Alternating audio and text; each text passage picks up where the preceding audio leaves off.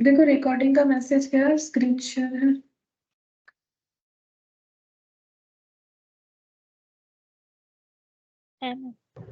हमें अच्छा ठीक है, देखो हम लोग statement of equivalent production start किए थे, जिसमें हम लोगों ने फीफो मेथड जो है वो किया था। अब देखो यहाँ पर इलास्ट्रेशन 4 तक हम लोगों ने किया था। इलास्ट्रेशन 5 में क्या लिखा हुआ है देखो, refer to information provided in illustration 4। Illustration 4 में जो इंफॉर्मेशन दिया हुआ है उसी को यूज करके हमें वेटेड एवरेज मेथड से क्वेश्चन को सॉल्व करना है। मतलब same question but using weighted average method. मतलब यही वाला क्वेश्चन हम लोग को करना है यूजिंग फीफो के जगह, ये हो जाएगा वेटेड एवरेज मेथड। ऐसा लिखना पड़ेगा, वेटेड एवरेज मेथड। अब एवरेज का मतलब क्या होता है, एवरेज का मतलब और फीफो में फर्क क्या होता है। देखो फीफो का मतलब होता है फर्स्ट इन फर्स्ट आउट, उसमें कुछ मिक्सड अप हम लोग नहीं कर सकते हैं, ठीक है। जैसे कि अगर हम लोग ये वाला क्वेश्चन को ध्यान से देखें जो हम लोगों ने लास्ट दिन किया था, वहां पर हम लोगों ने क्या देखा था, पहले से 1000 यूनिट इनपुट था, मतलब 1000 यूनिट जो है उसे कंप्लीट यूनिट में प्रोड्यूस करना था। ये प्रीवियस ईयर का था यानी ओपनिंग, और ये करेंटली दिया गया था। अब जब प्रोसेस होगा तो सबसे फर्स्ट हम लोग का जो काम होगा वो होगा ये 1000 यूनिट को फिनिश गुड्स में ट्रांसफर करना। आफ्टर दैट 10,000 यूनिट में से जितना फिनिश गुड्स होगा, पूरा नहीं हुआ था इसीलिए क्लोजिंग डब्ल्यूआईपी भी था, एबनॉर्मल लॉस भी आया था क्वेश्चन में, नॉर्मल लॉस भी आया था, ठीक है। लेकिन जब एवरेज का बात होगा, एवरेज मेथड से हमें जब करना है तब हमें ये नहीं सोचना है कि जो ओपनिंग यूनिट है उसका फुल ट्रांसफर होगा और बाकी जो है करंट यूनिट से ट्रांसफर होगा, तब हमें टोटल यूनिट पे ट्रांसफर देखना है, ठीक है। तो अगर वेटेड एवरेज करें तो उसका मतलब हमें ये नहीं आइडेंटिफाई करना है कि ओपनिंग डब्ल्यूआईपी का जो यूनिट है वो कितना आउटपुट दे रहा है, क्या पूरा आउटपुट दे रहा है, उसमें कितना काम करना बाकी है, ये हमें नहीं देखना है। हमें क्या देखना है कि जो टोटल इनपुट है, ठीक है, उसमें से ही पहले हम लोग का फिनिश गुड्स बनेगा। तो जो फिनिश गुड्स जितना भी यूनिट बनेगा, जैसे यहाँ पर फिनिश गुड्स हम लोग को कितना बोला था, फिनिश गुड्स ये देखो 8000 यूनिट, एक यहाँ पर और एक 1000 यूनिट, मतलब टोटल 9000। अगर क्वेश्चन याद है तो हम लोग यहाँ पर एक बार देख सकते हैं। देखो यहाँ पर बोला था कि 9000 यूनिट नेक्स्ट प्रोसेस में ट्रांसफर हो रहा है। तो अगर 9000 यूनिट नेक्स्ट प्रोसेस में ट्रांसफर हो रहा है और हम लोग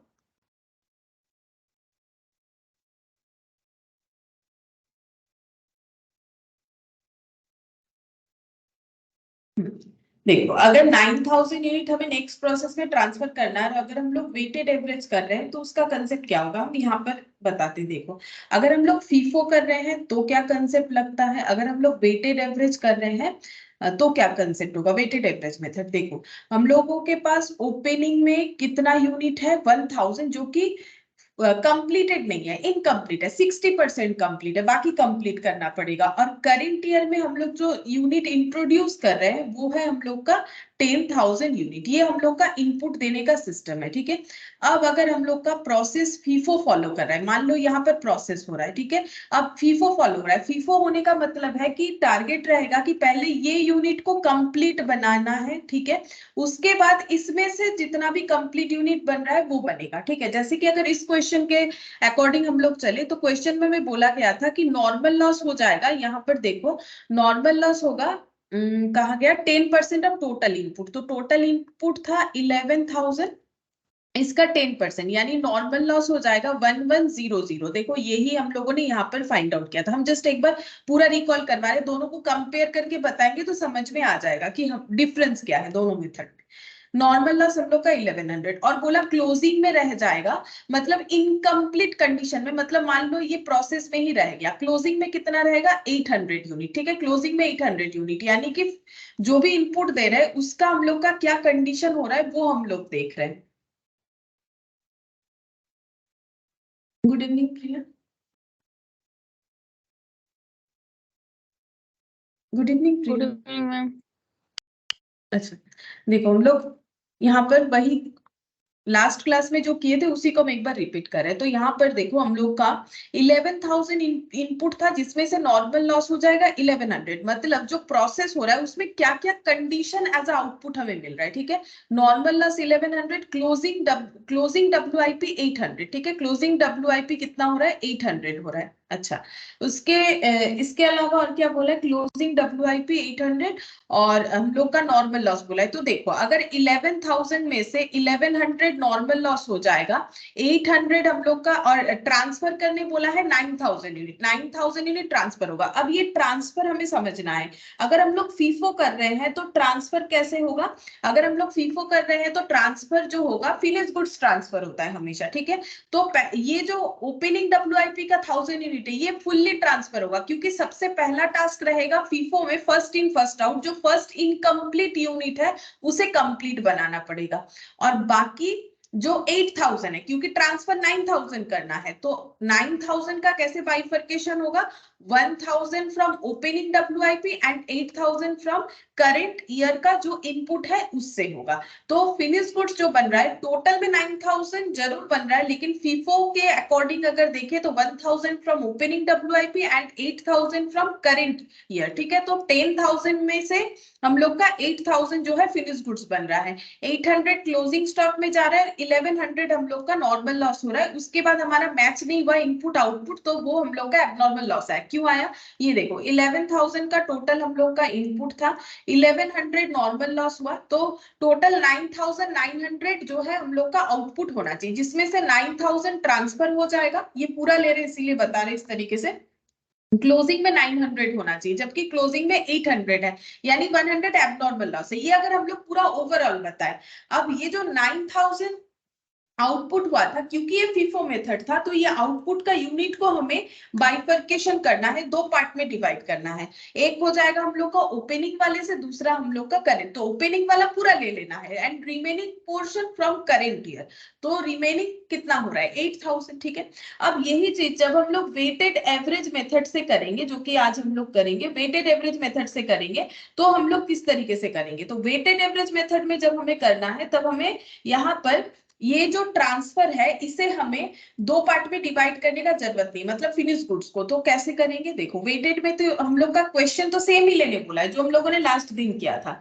अच्छा, तो यहाँ पर देखो वेटेड एवरेज मेथड से होगा, इनपुट क्या दिया जाएगा, वही 1,000 ओपनिंग WIP इनपुट जाएगा, सेम ही क्वेश्चन है, और 10,000 जो है फ्रेश इनपुट, यानी मैंने करंट ईयर लिख दिया, तुम लोग चाहो तो फ्रेश इनपुट बोल के भी लिख सकते हो, ठीक है। ये जाएगा। अच्छा, अब क्वेश्चन तो मेरा सेम ही है, नॉर्मल लॉस, इसके बाद आउटपुट के अकॉर्डिंग क्या आएगा, नॉर्मल लॉस 1100 आएगा, ठीक है। क्लोजिंग WIP में 800 जाएगा, ये सब तो क्वेश्चन में फिक्स्ड बता दिया है। और ट्रांसफर हो जाएगा हम लोग का 9,000 यूनिट। तो इसका मतलब क्योंकि इनपुट आउटपुट मैच नहीं हो रहा है, तो एबनॉर्मल लॉस आएगा हम लोग का 100। ये कंडीशन यहाँ पर भी था। अब यहाँ पर जैसे हम लोग ये ट्रांसफर को दो पार्ट में डिवाइड कर रहे थे फीफो में, क्योंकि हम लोग का ओपनिंग था, तो पहले ओपनिंग वाला ट्रांसफर होगा, फिनिश गुड्स होके, उसके बाद ही करंट ईयर से ट्रांसफर करेंगे। तो इसको 9,000 को हम लोगों ने यहाँ दो पार्ट में डिवाइड किया था।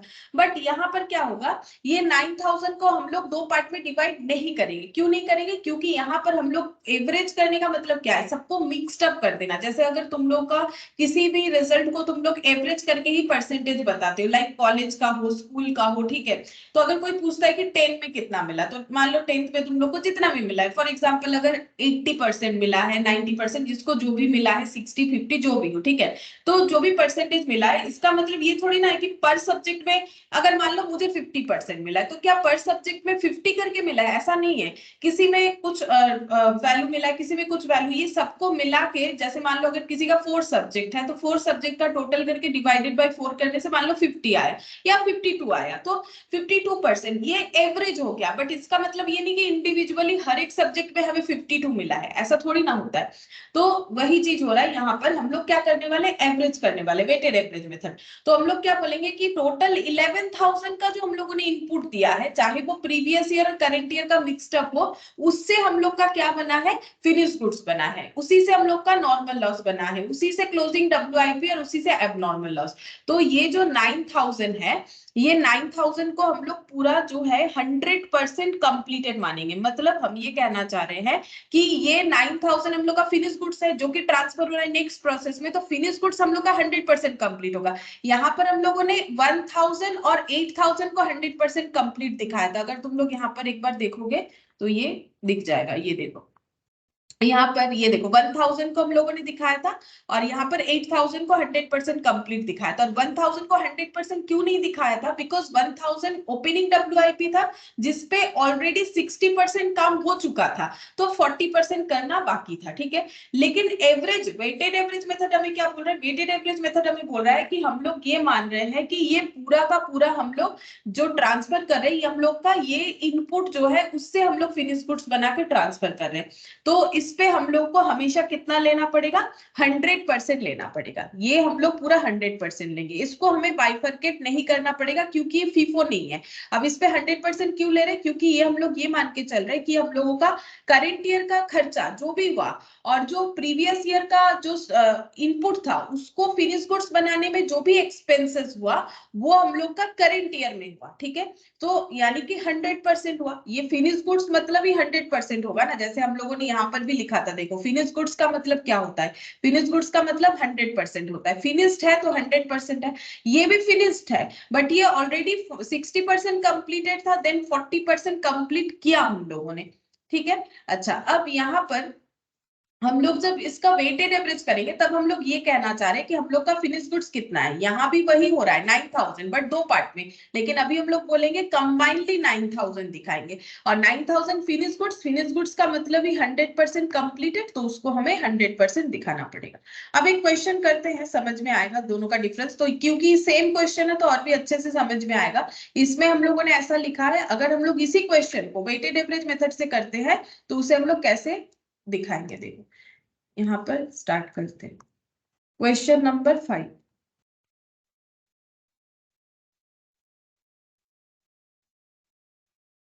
सबसे पहले लिखेंगे स्टेटमेंट ऑफ इक्विवेलेंट यूनिट। सबसे पहले हम लोग क्या बनाते हैं? इक्विवेलेंट यूनिट बनाते हैं। क्यों? क्योंकि देखो उसका भी लॉजिक तुम लोग को याद होना चाहिए। इक्विवेलेंट यूनिट क्यों बनाते हैं? क्योंकि हम लोगों को क्या पता करना होता है कि कॉस्ट पर यूनिट कितना है। तो यहाँ पर मैंने बताया था ना, ये 100% कंप्लीट, ये 50, ये 25, तो इससे तो डिवाइड नहीं कर सकते। तो हमें जो इनकम्प्लीट यूनिट है उसे इक्विवेलेंट टू कंप्लीट यूनिट बताना है। जैसे मैंने तुम लोग को यहाँ पर चैप्टर वाला एग्जाम्पल दिया था। ठीक है, कि अगर 4 चैप्टर्स 50% करके कंप्लीट है तो हम लोग बोल सकते हैं कि 2 चैप्टर्स हम लोग का फुल्ली कंप्लीट है। देखो यहाँ पर क्या कंसेप्ट था कि अगर मान लो 4 चैप्टर रेडी करना है तो ये 50% कंप्लीट, ये 50%, ये 50%, सारे चैप्टर्स को 50-50% कंप्लीट करके रखा हुआ है। मतलब basically incomplete in form of 50% and complete in form of 50%। तो अगर हम लोग को पूछा जाए कि ऐसा मत बोलो कि आधा आधा आधा आधा कंप्लीट है, ऐसे बोलो कि कितने चैप्टर कंप्लीट हो सकते हैं इक्विवेलेंट करके। तो अगर हम लोग क्या कर सकते थे, प्रोसेस कॉस्टिंग और जॉब कॉस्टिंग, अगर हम जॉब कॉस्टिंग में और 50% टाइम दे देते तो मेरा ये कंप्लीट हो जाता। ठीक है, तो प्रोसेस कॉस्टिंग का टाइम मान लो जॉब कॉस्टिंग में दे दिया तो ये कंप्लीट हो गया। और कॉस्ट शीट और मार्जिनल कॉस्टिंग, मेटेरियल कॉस्टिंग का जो 50-50% है वो टाइम अगर प्रोसेस में दे देंगे तो हम लोग का 2 चैप्टर, मतलब 4 इनकम्प्लीट चैप्टर्स का मतलब 2 चैप्टर्स कंप्लीटेड। हम लोग बोल सकते हैं ना, ये दो 100%, ये दो 100%, मतलब ओवरऑल ये कितना हो रहा है? 50-50-100, 50-50-100, 200%। तो 100% मतलब एक चैप्टर कंप्लीट, तो 200% मतलब 2 चैप्टर कंप्लीट। ये इक्विवेलेंट करके हमें बताना है, in terms of completed unit हमें बताना है। और वो कैसे निकालेंगे? जितने नंबर ऑफ यूनिट्स, जैसे यहाँ चैप्टर्स थे 1 2 3 4, 4 इनकम्प्लीटेड चैप्टर इनटू जितना ये कंप्लीट हुआ है, करने से हमें ये पता चल जाएगा कि इक्विवेलेंट टू 2 चैप्टर्स कंप्लीटेड। ये मैंने मैथमेटिकली बताया था कैसे होगा। चलो एक बार पूरा ही रिकॉल हो गया हम लोग का क्या टॉपिक था। अब हम लोग यहाँ पर स्टार्ट करते हैं। सबसे पहले हमें फाइंड आउट करना पड़ेगा statement of equivalent unit. Statement of equivalent unit, bracket में लिखेंगे वेटेड एवरेज मेथड।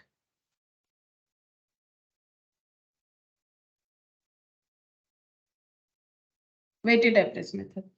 और जो हम लोग का कॉलम है एज इट इज होगा, सबसे पहले इनपुट, पर्टिकुलर्स, आउटपुट और इक्विवेलेंट यूनिट।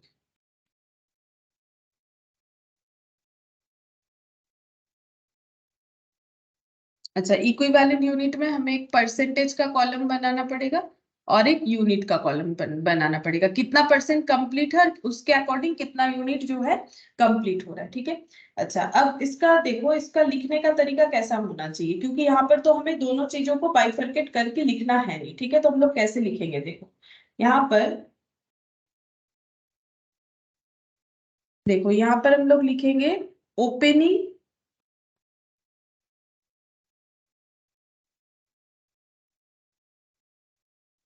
यहाँ भी ना एक पर्टिकुलर बना लेते हैं तो लिखने में आसानी रहेगा। मैंने यहाँ पर बनाया इनपुट पर्टिकुलर्स आउटपुट, यहाँ भी एक पर्टिकुलर्स बना लेते हैं।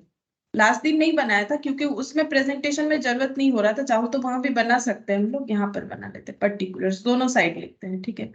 तो यहाँ पर देखो हम लोगों ने इनपुट क्या दिया है, opening WIP as a input दिया है, ठीक है। वो कितना है, वो है 1000 यूनिट, ये देखो क्वेश्चन में दिया हुआ है ना, ये देखो 1000 यूनिट हम लोगों ने opening WIP as a input दिया है। और क्या इनपुट दिया है, हम लोगों ने फ्रेशली इंट्रोड्यूस्ड किया है, इंट्रोड्यूस्ड लिख दो, फ्रेश इनपुट लिख दो, जैसा ठीक लगे, ठीक है। लैंग्वेज में यहाँ पर कुछ नहीं प्रॉब्लम है, ठीक है। तुम लोग लैंग्वेज ऐसा लिखो जिसे समझ में आना चाहिए।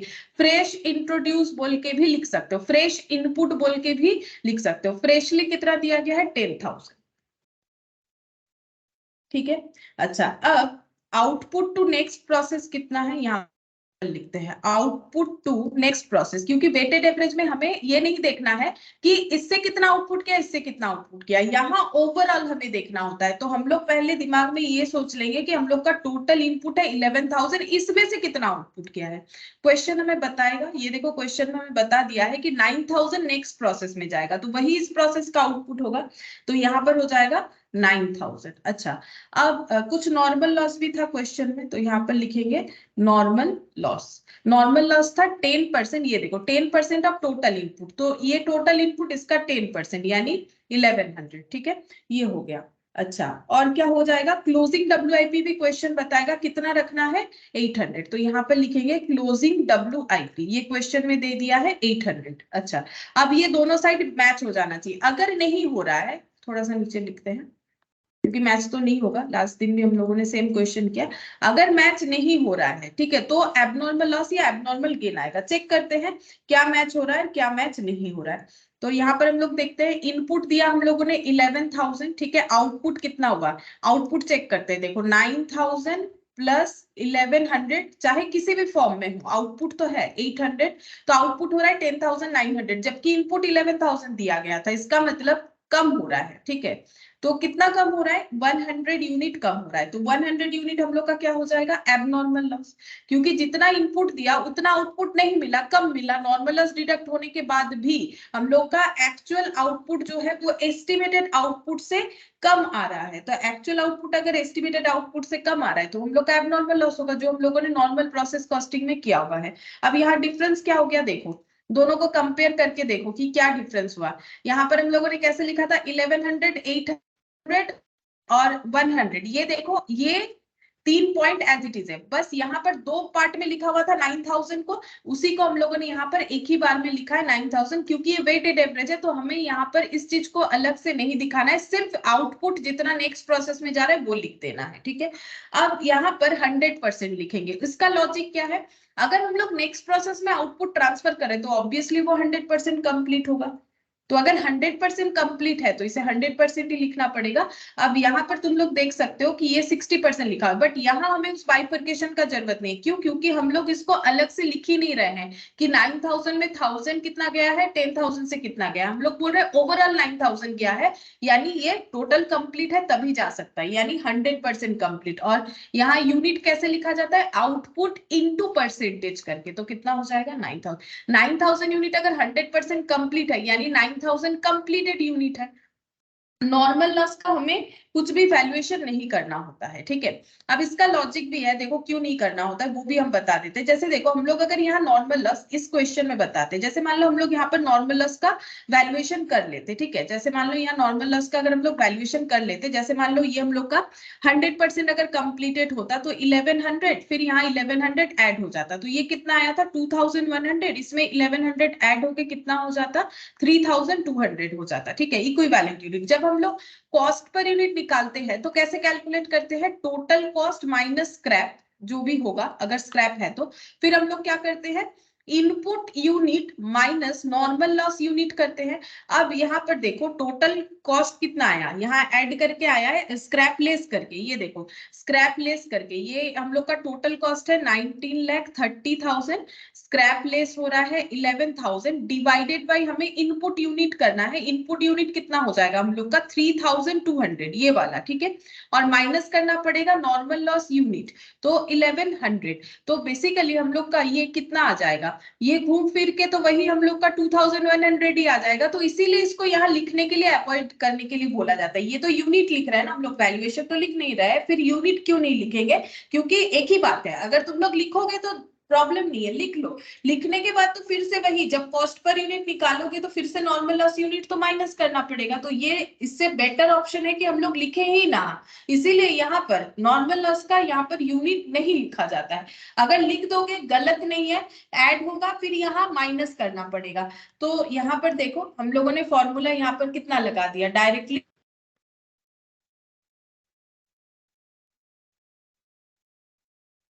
ये देखो कंसेप्ट हमारा वही है, मैंने ये 9,100 की जगह 2100 लिख दिया, तो ये हम लोग का 10,200 होगा।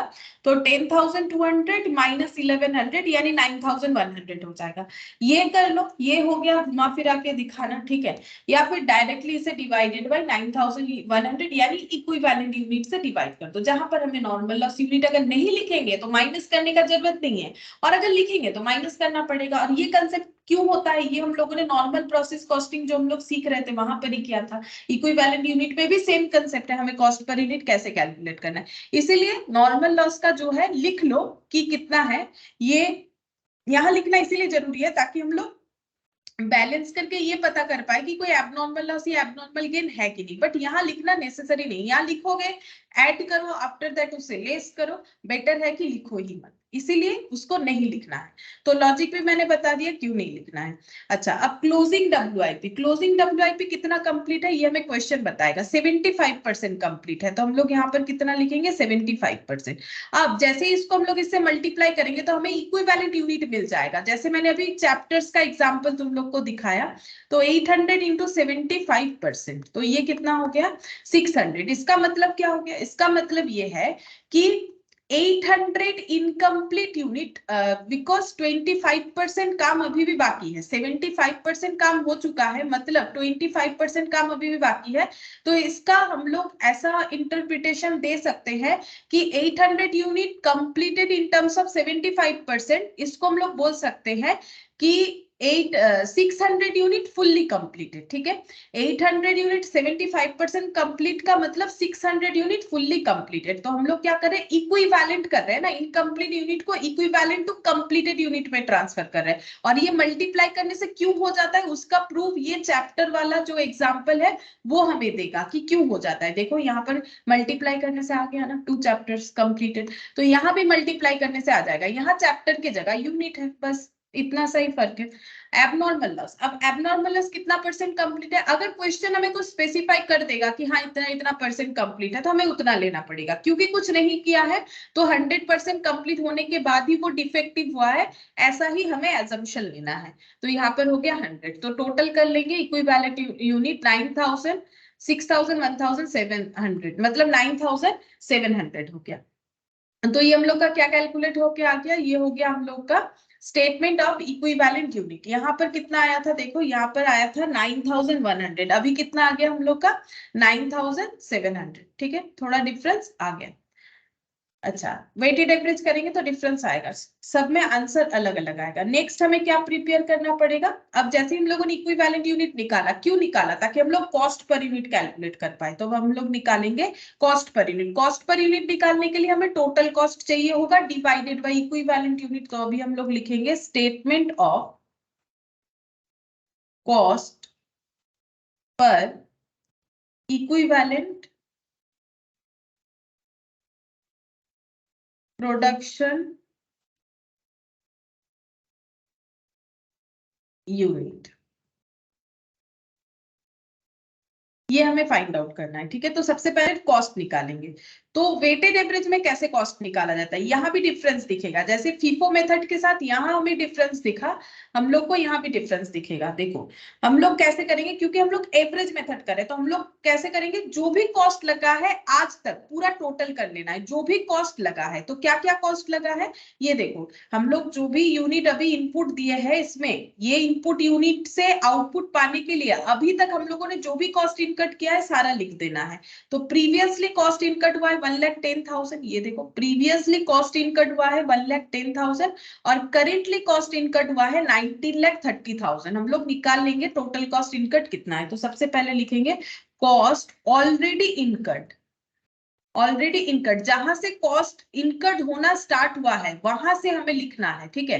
तो सबसे पहले कॉस्ट इनकट हुआ था प्रीवियस ईयर में 1,10,000 प्रीवियस पीरियड में, ठीक है। उसके बाद cost in current year, current year में कितना कॉस्ट इनकट हुआ है, करेंट ईयर में कॉस्ट इनकट हुआ है ये देखो 19,30,000। ये हो गया हम लोग का टोटल कॉस्ट इनकट। अब यहाँ पर लिख लेते टोटल कॉस्ट इनकट कितना हो जाएगा 20,40,000। अब अगर कुछ स्क्रैप है तो उसे लेस कर देना है, तो स्क्रैप को हम लोग लेस कर देंगे। तो स्क्रैप हम लोग का है 11,000। कैसे पता चला, ये देखो 10 पर यूनिट करके था और कितना हम लोग का स्क्रैप आया था 1100। 1100 इंटू 10 यहाँ पर दिखा देते हैं, 1100 इंटू 10 यानी कि 11,000। तो 20,40,000 से 20,40,000 इससे अगर हम लोग लेस कर देते हैं 11,000 तो आंसर आएगा 20,29,000। 20,29,000 ये हम लोग का क्या आ गया, टोटल कॉस्ट इनकट आफ्टर स्क्रैप, ठीक है। तो यहाँ पर लिखेंगे total process cost, total process cost लिखो या प्रोसेसिंग कॉस्ट लिखो। टोटल प्रोसेसिंग कॉस्ट इतना इनकट हुआ है, उसके बाद ही प्रोसेस 2 में ट्रांसफर हो पाए, बट अभी तक कंप्लीट नहीं हुआ ये स्टेप। हम लोग को क्या निकालना है, ये तो टोटल कॉस्ट है, हमें एक एक यूनिट का कॉस्ट निकालना है, तो कॉस्ट पर यूनिट। तो यहाँ पर हो जाएगा टोटल कॉस्ट यानी 20,29,000 डिवाइडेड बाय इक्विवेलेंट यूनिट, क्योंकि इतना यूनिट को कंप्लीट बनाने का एक्सपेंस है 9,700 यूनिट, तभी तो हम लोग को इक्विवेलेंट यूनिट का ये वाला पॉइंट करना पड़ा, ताकि हम लोग कंप्लीटेड यूनिट को कंप्लीटेड यूनिट के अकॉर्डिंग हम लोग cost per unit find out कर पाए। तो यहाँ पर आंसर आया 209.17, 209.17 175 है, तो हम इसे 18 अप्रोक्सीमेटली लिख लेते हैं पर यूनिट अप्रोक्स, ठीक है। ये अप्रोक्सीमेशन है क्योंकि इसके बाद भी और डेटा है। अब डिफरेंस देखो, कॉस्ट में क्या डिफरेंस आया, क्योंकि उस दिन तो हम लोग का आंसर 210 आया था। क्यों आया था, क्योंकि देखो टोटल कॉस्ट, एक तो यूनिट अलग आया, यूनिट का तो समझ लिया, कॉस्ट भी अलग आया। यहाँ कॉस्ट आया है 19,19,000 और यहाँ देखो कॉस्ट आया है हम लोग का 20,20,000 29,000। ऐसा क्यों हुआ है, क्योंकि यहाँ पर हम लोग कौन सा कॉस्ट ले रहे हैं, सिर्फ 19,30,000 ले रहे हैं, 1,10,000 जो है वो हम लोग नहीं ले रहे। क्यों नहीं ले रहे, क्योंकि ये 60% काम कंप्लीट करने के लिए प्रीवियसली इनकट हुआ था, ठीक है। हम लोग कर रहे फीफो मेथड, तो फीफो मेथड में हमें देखना है कि ड्यूरिंग द ईयर हम लोग का क्या कॉस्ट इनकट हो रहा है। तो during the year cost incurred हुआ है 19,30,000, ठीक है।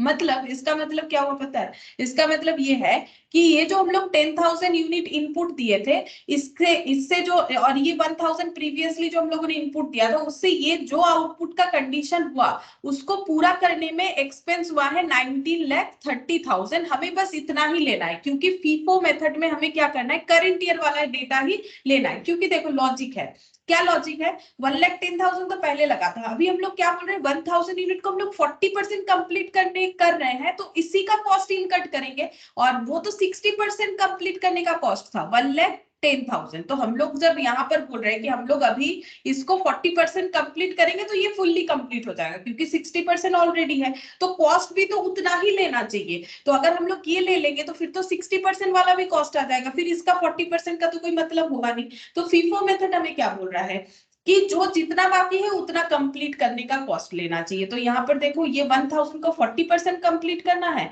तो 40% कंप्लीट करने का कॉस्ट तो इसमें इंक्लूडेड होगा, क्योंकि ये करंट ईयर का कॉस्ट है। 40% हम लोग करंट ईयर में इसे कंप्लीट करें, 60% प्रीवियस ईयर कंप्लीटेड हुआ था जिसमें ये कॉस्ट इनकट हुआ था 1,10,000। इसीलिए यहाँ पर हमें सिर्फ 19,30,000 पे स्क्रैप को माइनस करना है। लेकिन वेटेड एवरेज मेथड हमें क्या बोल रहा है, देखो वेटेड एवरेज मेथड हमें ये बोल रहा है कि हम लोग एवरेज कर लेंगे। हम लोग ये नहीं देखेंगे कि पहले कितना कंप्लीट था अभी कितना कंप्लीट है, हम लोग बोलेंगे जो भी हम लोग ट्रांसफर कर रहे हैं टोटल वो 100% कंप्लीट है तभी वो ट्रांसफर हो रहा है। ठीक है, अब 100%, अब हमें पता है कि ये 100% कंप्लीट होने में कितना कॉस्ट लगा है, क्योंकि ये 1000 भी इसमें इंक्लूडेड होगा।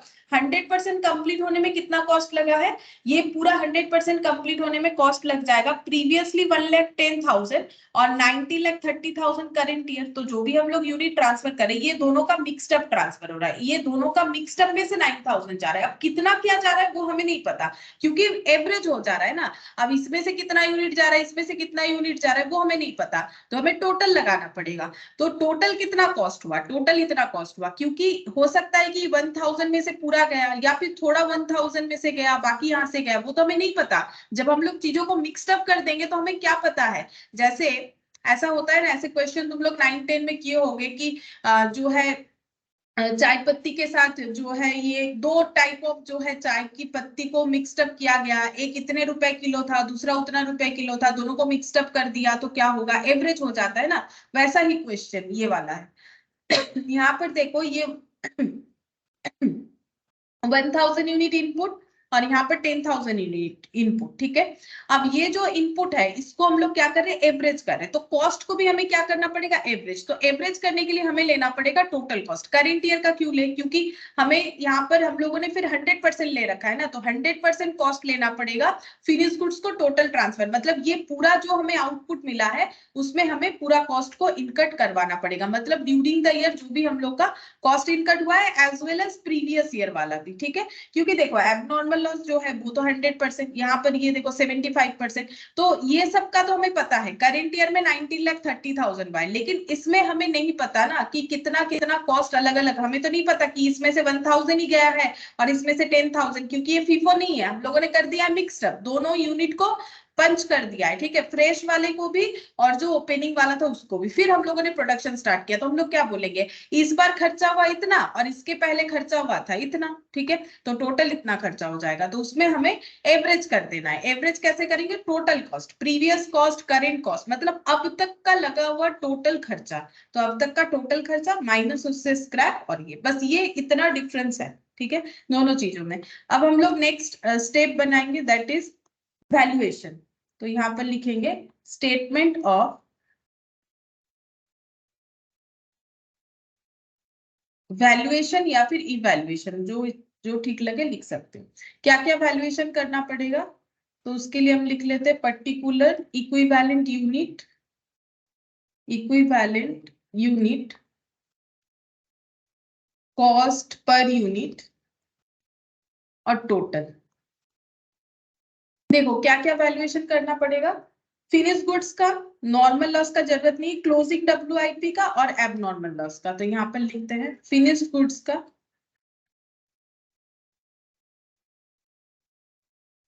एबनॉर्मल लॉस का और क्लोजिंग डब्ल्यूआईपी का। अच्छा, फिनिश गुड्स कितना यूनिट है 9000, एबनॉर्मल लॉस कितना है 100 यूनिट, क्लोजिंग डब्ल्यूआईपी कितना है, क्लोजिंग डब्ल्यूआईपी है हम लोग का 800 यूनिट।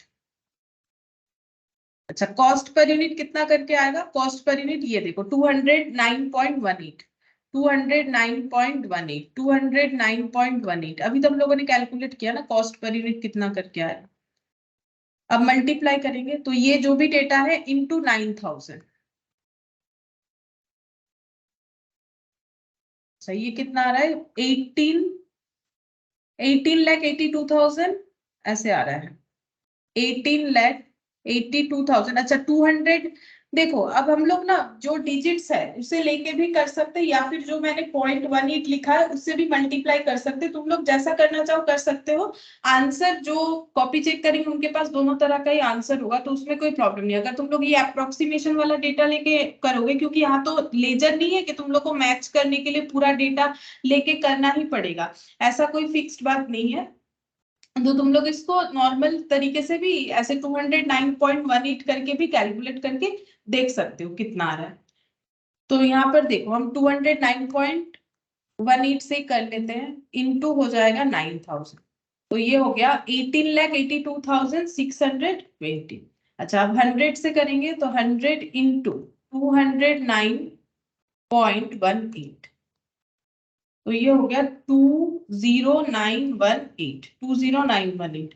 और क्लोजिंग WIP 800, ये 800 ही था तो क्लोजिंग WIP 800 इंटू 209.18, 1,67,344, ये हो जाएगा 1,67,344। अच्छा एक चीज मैंने शायद गलत लिख दिया, 9000 ये ले लिया है, सॉरी ये लेना है ना, इक्विवेलेंट यूनिट को मल्टीप्लाई करना है, तो मैंने इक्विवेलेंट यूनिट में ये 9000 सही लिखा है, ये 600 और 100 होगा। ये 600 के जगह ना मैंने 800 लिख दिया, ये गलत लिख दिया है। ये तो टोटल आउटपुट है, इक्विवेलेंट तो 600 है, तो 600 इंटू 209.18, 1,25,508।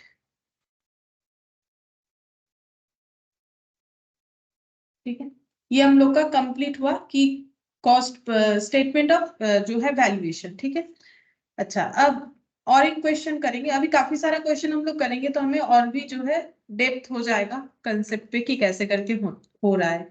तो इलास्ट्रेशन 4 और 5 हम लोग का कंप्लीट हो गया। 6th नंबर हम लोग पहले ही कर चुके हैं, that is inter process profit. अब इसके बाद हम लोग यहाँ क्वेश्चन नंबर 1 से करते हैं। देखो ये वाला करते हैं। देखो इसमें क्या बोला है, एंड इंग्लिश वेलो कंपनी हु मैन्युफैक्चर्स क्रिकेट, ये जो है क्रिकेट का जो बैट होता है ना, उसमें जो लकड़ी जो वुड का यूज होता है वो ये सब नाम है। ठीक है, English wheel company who manufactures cricket bat buys wood as its direct material. ठीक है, तो मेटेरियल के तौर पे वो वुड यानी लकड़ी जो चाहिए बैट बनाने के लिए वो परचेज करते हैं। The forming department processes the cricket bats and the cricket bats are then transferred to the finishing department where stickers are applied। ठीक है, तो पहले वुड परचेज होता है। क्या क्या प्रोसेस होता है, देखो सबसे पहले वुड परचेज किया जाता है, उसके बाद उसे फॉर्मिंग डिपार्टमेंट में प्रोसेस करने के लिए उसके बाद प्रोसेस होता है, मतलब जो वुड है उसमें एक शेप देना पड़ेगा जो कि बैट का शेप होता है। उसके बाद उसे ट्रांसफर कर दिया जाता है दूसरे डिपार्टमेंट में जहां पर क्या होता है स्टिकर वगैरह, बैट पे जो स्टिकर होता है वो स्टिकर वगैरह जो है बैट में लगाया जाएगा। ठीक है, स्टिकर वगैरह बैट में लगाया जाएगा। अच्छा अब नेक्स्ट क्या बोल रहा है, the forming department began manufacturing 10,000।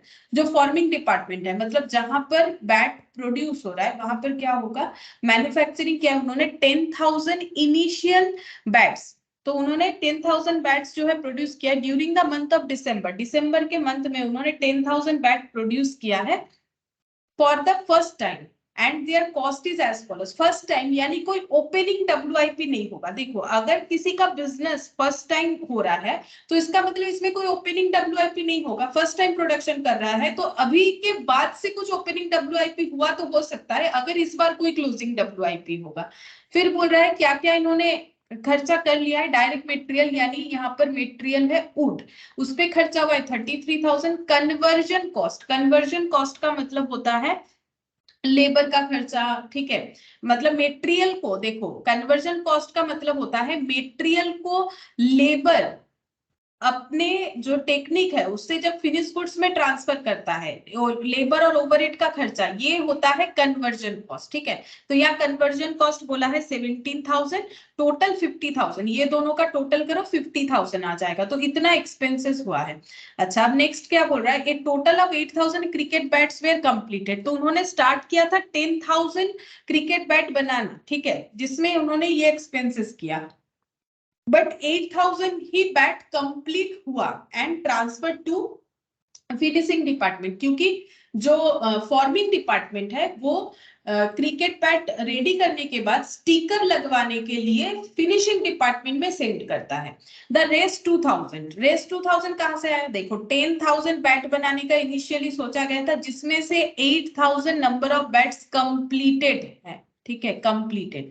तो 2000 इनकम्प्लीट होगा। अब कितना इनकम्प्लीट है देखते हैं। द रेस 2000 मतलब ये वाला, were still in forming process. अब वो फॉर्मिंग जो प्रोसेसिंग यूनिट है वहीं पर है, at the end of the month के एंड में वहीं पर रह गया। All of the forming departments direct material were placed, but on average only 25% of the conversion cost was applied to the ending work in progress inventory। इसका मतलब ये क्या है? ये है ending work in progress inventory. मतलब क्या हुआ? एक मिनट, इन्वेंट्री, हाँ, इन्वेंट्री मतलब स्टॉक, डब्ल्यूआईपी मतलब डब्ल्यूआईपी स्टॉक, एंडिंग मतलब क्लोजिंग, मतलब बेसिकली ये क्या बोल रहा है हमें? Closing WIP. हाँ, ये तो क्लोजिंग डब्ल्यूआईपी है। 8,000 कंप्लीट हुआ, 2,000 रह गया है, तो ये क्लोजिंग डब्ल्यूआईपी है। अब इसके बारे में क्या बोला है? बोल रहा है कि all of the forming departments direct material were placed, मतलब ये जो 2000 इनकम्प्लीटेड बैट्स है उसमें मटेरियल का एक्सपेंसेस कंप्लीटेड है, ये देखो, were placed, but on average only 25% of conversion cost was applied. मतलब अगर ये बैट का कंडीशन देखा जाए, जो 2000 इनकम्प्लीटेड यूनिट है, तो उसमें मटेरियल का जो भी काम होना चाहिए वो 100% कंप्लीट है, ठीक है। और जो कन्वर्जन कॉस्ट के अकॉर्डिंग जो भी काम होता है वो हम लोग का क्या है? सिर्फ 25% अप्लाई हुआ है, 25% कंप्लीट है। मतलब अगर इस बैट को कंप्लीट बनाने के लिए जो है इसको फिनिशिंग डिपार्टमेंट में सेंड करना है, तो इसमें अभी भी हम लोग का 75% काम करना बाकी है in terms of conversion cost, ठीक है। तो क्वेश्चन हमें ये बोला है कि कन्वर्जन कॉस्ट अभी भी 75% अप्लाई करना पड़ेगा इस 2000 नंबर ऑफ बैट्स पे जो कि इनकम्प्लीटेड है, तो फिर वो जो है नेक्स्ट यानी कि फिनिशिंग डिपार्टमेंट में जा सकता है। हम लोग को बोला इक्विवेलेंट यूनिट बनाना है of for production for each cost, the conversion cost per equivalent unit, cost of closing WIP and finished product. बताते हैं, देखो क्या बोला है। बोला है इक्विवेलेंट यूनिट कैलकुलेट करना है और प्रोडक्शन फॉर ईच कॉस्ट, ठीक है। इक्विवेलेंट यूनिट भी बनाना है और उसका कॉस्ट भी निकालना है, मतलब equivalent unit as well as equivalent unit cost per unit भी, conversion cost per equivalent unit भी निकालना है। मतलब ये देखो ये क्या बोल रहा है, यहाँ पे लैंग्वेज थोड़ा चेंज कर दिया है। ये देखो conversion cost per unit equivalent unit, मतलब ये देखो यहाँ पर हम लोगों ने क्या निकाला है? ये जो है क्लोजिंग डब्ल्यूआईपी का जब हम लोग वैल्यूएशन कर रहे हैं तो हम लोग क्या कर रहे हैं, यहाँ पर हम लोग ये कैलकुलेट कर रहे हैं। यहाँ पर जैसे दिया है conversion cost per equivalent unit, अच्छा यहाँ देखना चाहिए, देखो हम लोगों ने कॉस्ट पर यूनिट निकाला है ना, तो वही हमें कॉस्ट पर यूनिट निकाल के दिखाना है। किसका? कन्वर्जन कॉस्ट का अलग से दिखाना है और हम लोग का प्रोडक्शन कॉस्ट का भी दिखाना है, कॉस्ट ऑफ क्लोजिंग डब्ल्यूआईपी दिखाना है एंड फिनिश्ड प्रोडक्ट भी दिखाना है। तो बेसिकली हमें सारी चीजों को ही कंप्लीट करना पड़ेगा। अच्छा, अब हमें ये सबसे पहले यहाँ पर प्रिपेयर करना चाहिए इक्विवेलेंट यूनिट, ठीक है। तो सबसे पहले हम लोग बना लेते हैं इसमें इक्विवेलेंट यूनिट। 3 स्टेप में हमें करना पड़ता है, तो फर्स्ट स्टेप हम लोग का इक्विवेलेंट यूनिट है। अच्छा देखो यहाँ पर लिखेंगे स्टेटमेंट ऑफ इक्विवेलेंट प्रोडक्शन।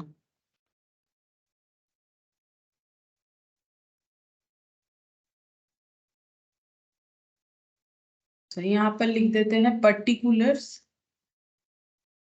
फिर इनपुट यूनिट, फिर आउटपुट यूनिट, फिर पर्टिकुलर्स लिख लेंगे। फिर पर्टिकुलर्स फिर आउटपुट यूनिट, तो लिखने में ठीक रहता है। फिर पर्टिकुलर्स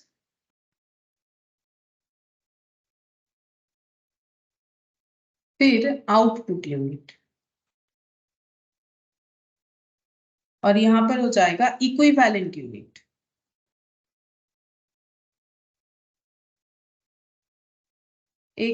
यहाँ पर दो दो नाम भी लिखना पड़ेगा, इसके पहले वाले क्वेश्चन में ना नाम नहीं था, देखो इसके पहले जो क्वेश्चन किया था ना हम लोग का, यहाँ पर नाम नहीं दिया था कि कहाँ कहाँ कौन कौन से सेक्टर में एक्सपेंसेस हो रहा है। यहाँ दिया है मेटेरियल कॉस्ट और एक हो जाएगा कन्वर्जन कॉस्ट।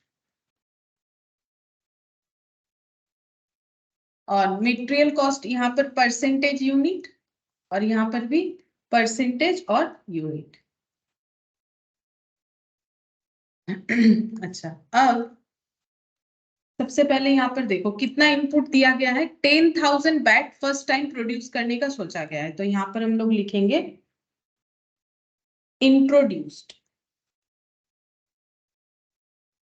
Introduced unit 10,000। ठीक है।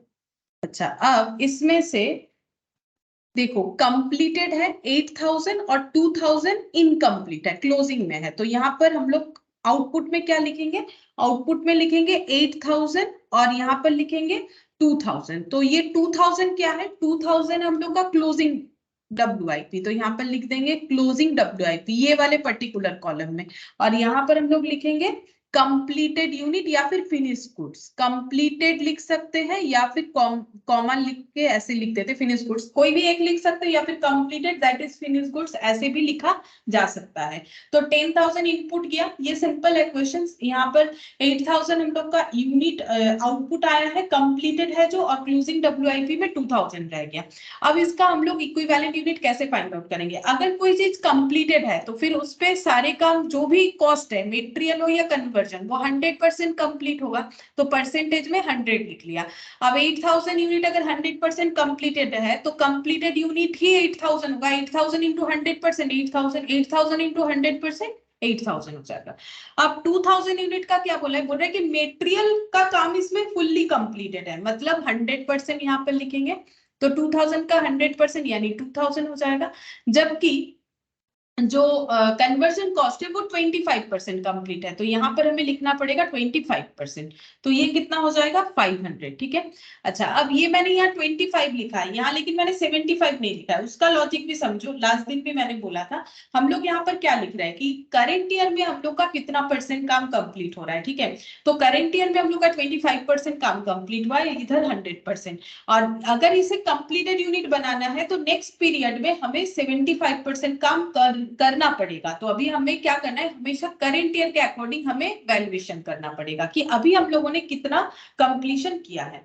तो अब टोटल करने पे यहाँ पर हो गया 10,000, यहाँ पर टोटल करने पे हो जाएगा 8,500। ठीक है।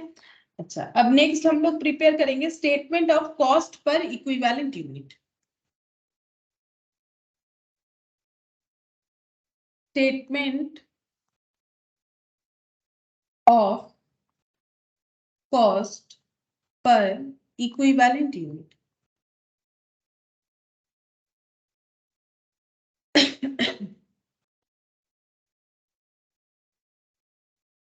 अच्छा, तो इसमें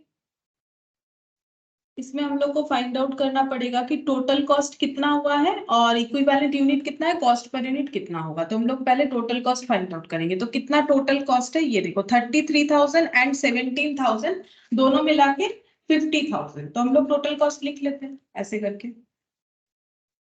direct material cost 33,000 plus conversion cost 17,000,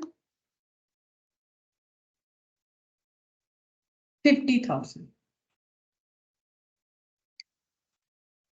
अच्छा, अब हम लोगों ने ये दोनों टोटल तो कर लिया, बट देखो हमें ना यहाँ पर इंडिविजुअली निकालने के लिए बोला था। देखो equivalent unit of production of each cost, मतलब प्रोडक्शन का जो है उसका per unit cost as well as conversion का पर यूनिट कॉस्ट हमें निकालने के लिए बोला है। एक साथ निकालने के लिए नहीं बोला है, अलग अलग निकालने के लिए बोला है। इसका पहले वाला जो क्वेश्चन था ना, उसमें हम लोगों को कॉस्ट को दो पार्ट में नहीं दिया था या फिर किसी नाम से नहीं दिया था। जैसे यहाँ पर मटेरियल का कॉस्ट दिया है और कन्वर्जन कॉस्ट दिया है, वहां हम लोग का एक ही कॉलम हुआ था। मतलब ये देखो यहाँ पर हम लोग का मेटेरियल का इक्विवेलेंट यूनिट आ रहा है, कन्वर्जन कॉस्ट का इक्विवेलेंट यूनिट आ रहा है, लेकिन यहाँ पर क्या हुआ था, सिर्फ सिर्फ और सिर्फ एक ही कैटेगरी में आया था, तो हम लोग सारी चीजों को टोटल कर पा रहे थे। लेकिन ऐसे केस में ना हमें ऐसा नहीं करना है। हम लोग कैसे करेंगे फिर, देखो हम इसको ऐड नहीं करते हैं, ठीक है, ये ऐड नहीं करके लिखते हैं। ये हो गया डायरेक्ट मटेरियल कॉस्ट, ये हो गया हम लोग का कन्वर्जन कॉस्ट, ठीक है। अब हम लोग इसके रिगार्डिंग इक्विवेलेंट यूनिट लिखेंगे। अच्छा, अब यहाँ पर लिखते हैं इसका इक्विवेलेंट यूनिट, यहाँ कॉलम बनाते हैं इक्विवेलेंट यूनिट। तो मेटेरियल कॉस्ट जितना इनकट हुआ है उसके बाद कितना हम लोगों ने कंप्लीटेड यूनिट बनाया है, तो ये देखो 10,000, तो यहाँ पर लिखेंगे 10,000। अच्छा, और जो कन्वर्जन कॉस्ट 17,000 है उससे कितने कंप्लीटेड यूनिट बने हैं, 8,500, 8,500 इंडिविजुअली यूनिट दिया हुआ है। अब हम लोग निकालेंगे कॉस्ट पर इक्विवेलेंट यूनिट, ठीक है, कॉस्ट पर इक्विवेलेंट यूनिट निकालेंगे। तो कैसे हो जाएगा, 33,000 कॉस्ट इनकट करने के बाद 10,000 यूनिट कंप्लीट हुआ है, यानी 3.30 डिवाइड करके देख लो, और 17,000 कॉस्ट इनकट करने के बाद 8,500 का जो है यूनिट कंप्लीटेड हुआ है, यानी ये 2 रुपीज करके होगा 8,500 डिवाइड करने से, ठीक है। तो ये देखो यहाँ पर हम लोगों ने वही निकाला, equivalent unit of production for each cost, हर एक कॉस्ट के लिए हमें इक्विवेलेंट यूनिट निकालना है, यानी मेटेरियल और कन्वर्जन कॉस्ट, जो कि ये वाला बन गया। मेटेरियल और कन्वर्जन कॉस्ट के लिए हम लोगों ने इक्विवेलेंट यूनिट बना लिया, यानी 0.1 completed. Conversion cost per equivalent unit, conversion cost per equivalent unit निकालना है, दैट इज 2 रुपीज, ठीक है। अच्छा, फिर बोला है cost of closing WIP and finished product, हम लोग का इसका वैल्यूएशन भी करने बोला है, क्लोजिंग डब्ल्यूआईपी और फिनिश्ड प्रोडक्ट का, ठीक है। तो अब हम लोग बनाएंगे स्टेटमेंट ऑफ वैल्यूएशन, ये हम लोग का है, ये हम लोग का 0.1 का आंसर हो गया, इसमें हम लोग का 0.2 हो गया, जबकि 0.2 सिर्फ हमें इतना ही पूछा है, लेकिन ये भी हम लोग कैलकुलेट करेंगे, नहीं तो 0.3 का आंसर नहीं दे पाएंगे। तो 0.3 इसमें लिखेंगे स्टेटमेंट ऑफ इवैल्यूएशन या वैल्यूएशन, जो भी लिखना चाहो, वैल्यूएशन ही लिखते थे, पहले भी वैल्यूएशन लिखा हुआ है।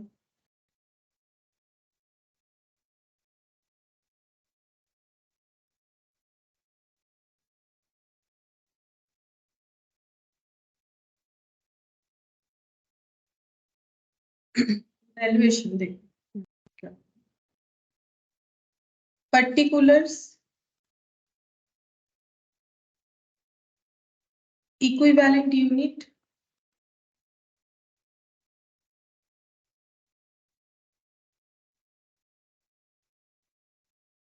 कॉस्ट पर यूनिट, और अमाउंट या टोटल, जो भी लिखना चाहो लिख सकते हो, टोटल बोल के भी लिखा जा सकता है, ठीक है। हम लोग तो टोटल निकाल रहे हैं, इसके पहले वाले कॉलम में सिर्फ रुपीस लिखा है, टोटल भी लिख सकते हो, सिर्फ रुपीस भी लिख सकते हो, ठीक है।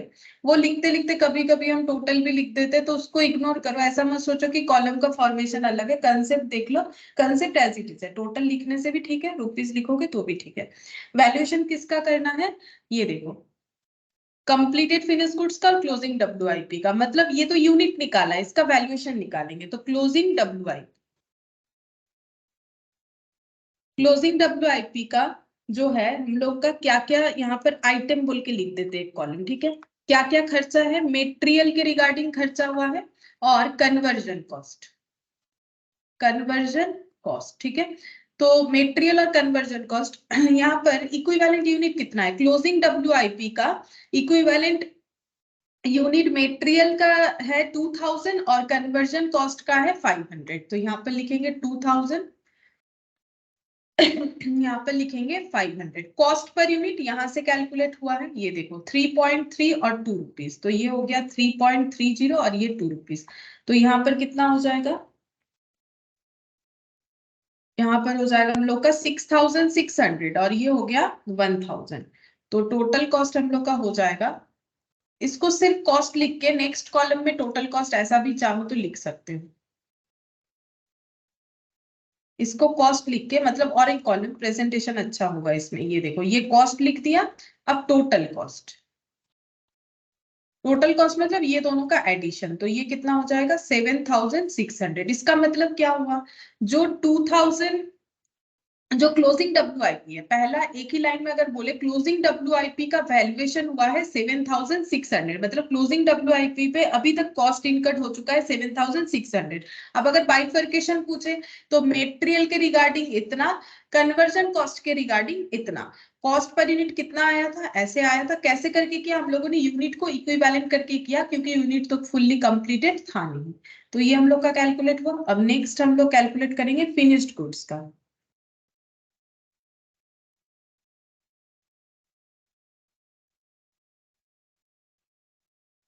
Good evening.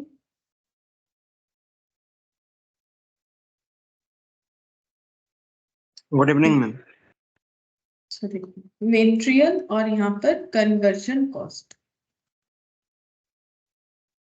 अच्छा मेटेरियल का कितना हो जाएगा, यहाँ पर इक्विवेलेंट यूनिट देखो, मेटेरियल का हम लोग का हो जाएगा 8,000 और कन्वर्जन का भी 8,000। इक्विवेलेंट यूनिट 8,000, यहाँ पर भी 8,000, कॉस्ट पर यूनिट 3.30 और 2 रुपीज। अच्छा अब ये मल्टीप्लाई कर लेते हैं। देखो ये मल्टीप्लाई क्यों कर रहे हैं, हम लोग कॉस्ट निकाल रहे हैं, तो दो एक यूनिट का 3.30 कॉस्ट है, तो 2,000 यूनिट का कितना होगा, तो मल्टीप्लाई करने से ही ना मिलेगा।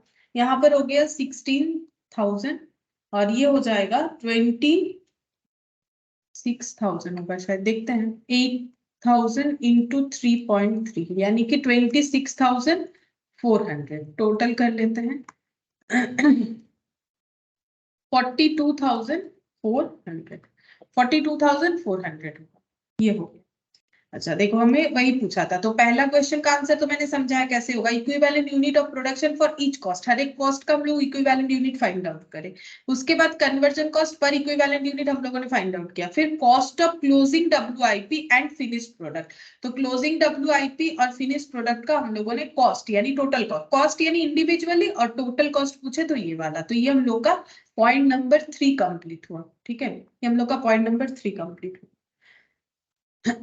अच्छा अब नेक्स्ट क्वेश्चन देखते हैं। देखो अच्छा हाँ, ये वाला मेथड हम लोगों ने क्या फॉलो किया, यहाँ ना तो फीफो बोला था ना तो वेटेड एवरेज। देखो ये वेटेड एवरेज ही हुआ, क्यों हुआ, देखो यहाँ पर फीफो कैसे होगा, क्योंकि कुछ ओपनिंग WIP तो है नहीं कि हम लोग फर्स्ट उसे कंप्लीट कर लेंगे, तो फीफो तो होगा नहीं।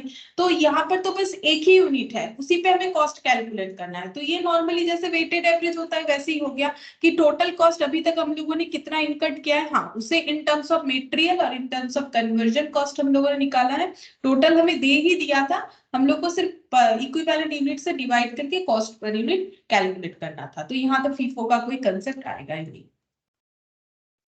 अच्छा अब क्वेश्चन नंबर 2 देखो, बोल रहे heel manufacturing limited uses process costing to manufacture water density sensors for hydro sector. अच्छा तो यहाँ पर इनका कुछ water density sensor for hydro sector ऐसा कुछ मैन्युफैक्चरिंग का काम है। The following information pertains to operation for the month of May month का कुछ हमें डेटा दे दिया है। बोल रहा है कि बिगिनिंग WIP मतलब वही ओपनिंग WIP फर्स्ट मई में 16,000 unit, started in production during May में जब प्रोडक्शन स्टार्ट हुआ तो कितना यूनिट दिया गया 1 लाख। कंप्लीट कितना प्रोडक्शन हुआ मई में 92,000। क्लोजिंग WIP 31st मई को कितना दिख रहा है 24,000। अब क्या बोल रहे हैं, the beginning work in progress was 60% completed for material and 20% completed for conversion cost. ये जो है इसमें 60% कंप्लीट है मेटेरियल के रिगार्डिंग और 20% conversion cost.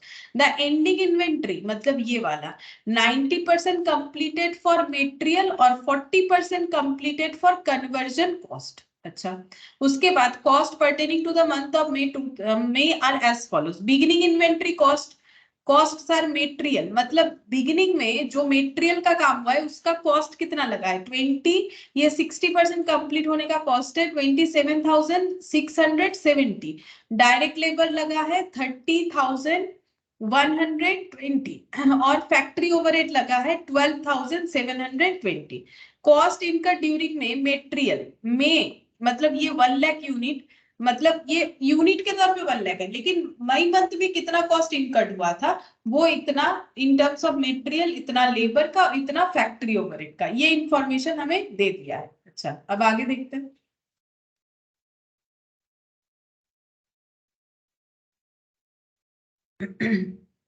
Calculate using FIFO, हमें फीफो फॉलो करने बोला है तो हम लोग फीफो ही फॉलो करेंगे। The equivalent unit of production for material, हमें स्टेटमेंट ऑफ इक्विवेलेंट यूनिट बनाना है। उसके बाद cost per equivalent unit for conversion cost, हमें cost per equivalent unit find out करना है कन्वर्जन कॉस्ट का, तो हम लोग सारा ही कैलकुलेट कर लेंगे। तो देखो सबसे पहले हमें तो फीफो मेथड बोल दिया है, उसके अकॉर्डिंग हमें चलना है। तो यहाँ पर पहले कॉलम बनाते हैं।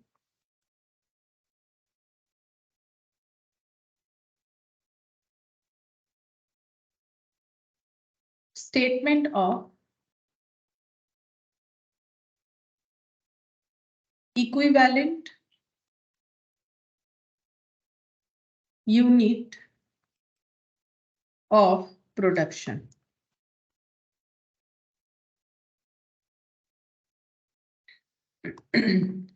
अच्छा, statement of equivalent unit of production. अब इसमें कॉलम क्या क्या बनेगा हम लोग का? कॉलम बनेगा पर्टिकुलर्स, इधर लिखेंगे इनपुट यूनिट, फिर से पर्टिकुलर्स, और यहाँ पर आउटपुट यूनिट।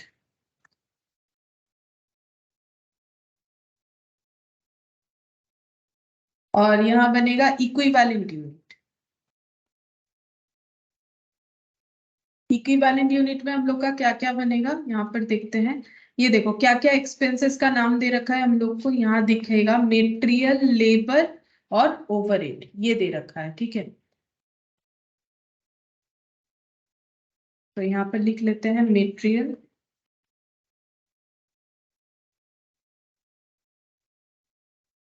अच्छा लेबर और ओवरहेड का देखो यहाँ बोला है, यहाँ परसेंटेज कैसे दे रखा है वो देखो, 60% completed for material, 20% for conversion cost, यानी परसेंटेज मटेरियल और कन्वर्जन कॉस्ट के अकॉर्डिंग दिया हुआ, ये भी वही मटेरियल और कन्वर्जन कॉस्ट। ठीक है, तो कन्वर्जन कॉस्ट मतलब कौन से दो कॉस्ट का बात हो रहा है? मटेरियल मतलब मटेरियल का बात हो रहा है। ठीक है, मटेरियल का मतलब ये, कन्वर्जन कॉस्ट मतलब डायरेक्ट लेबर और फैक्ट्री ओवरहेड दोनों का मिक्सड अप हो रहा है। ठीक है, डायरेक्ट लेबर और फैक्ट्री ओवरहेड, तो हम लोग यहाँ पर कन्वर्जन कॉस्ट भी हेडिंग कर सकते हैं, या फिर चाहो तो लेबर एंड ओवरहेड भी हेडिंग कर सकते हो। ठीक है, दोनों ही सही बात है। ठीक है, लेबर ओवरहेड लिख लो या फिर कन्वर्जन कॉस्ट लिख लो, बात एक ही है।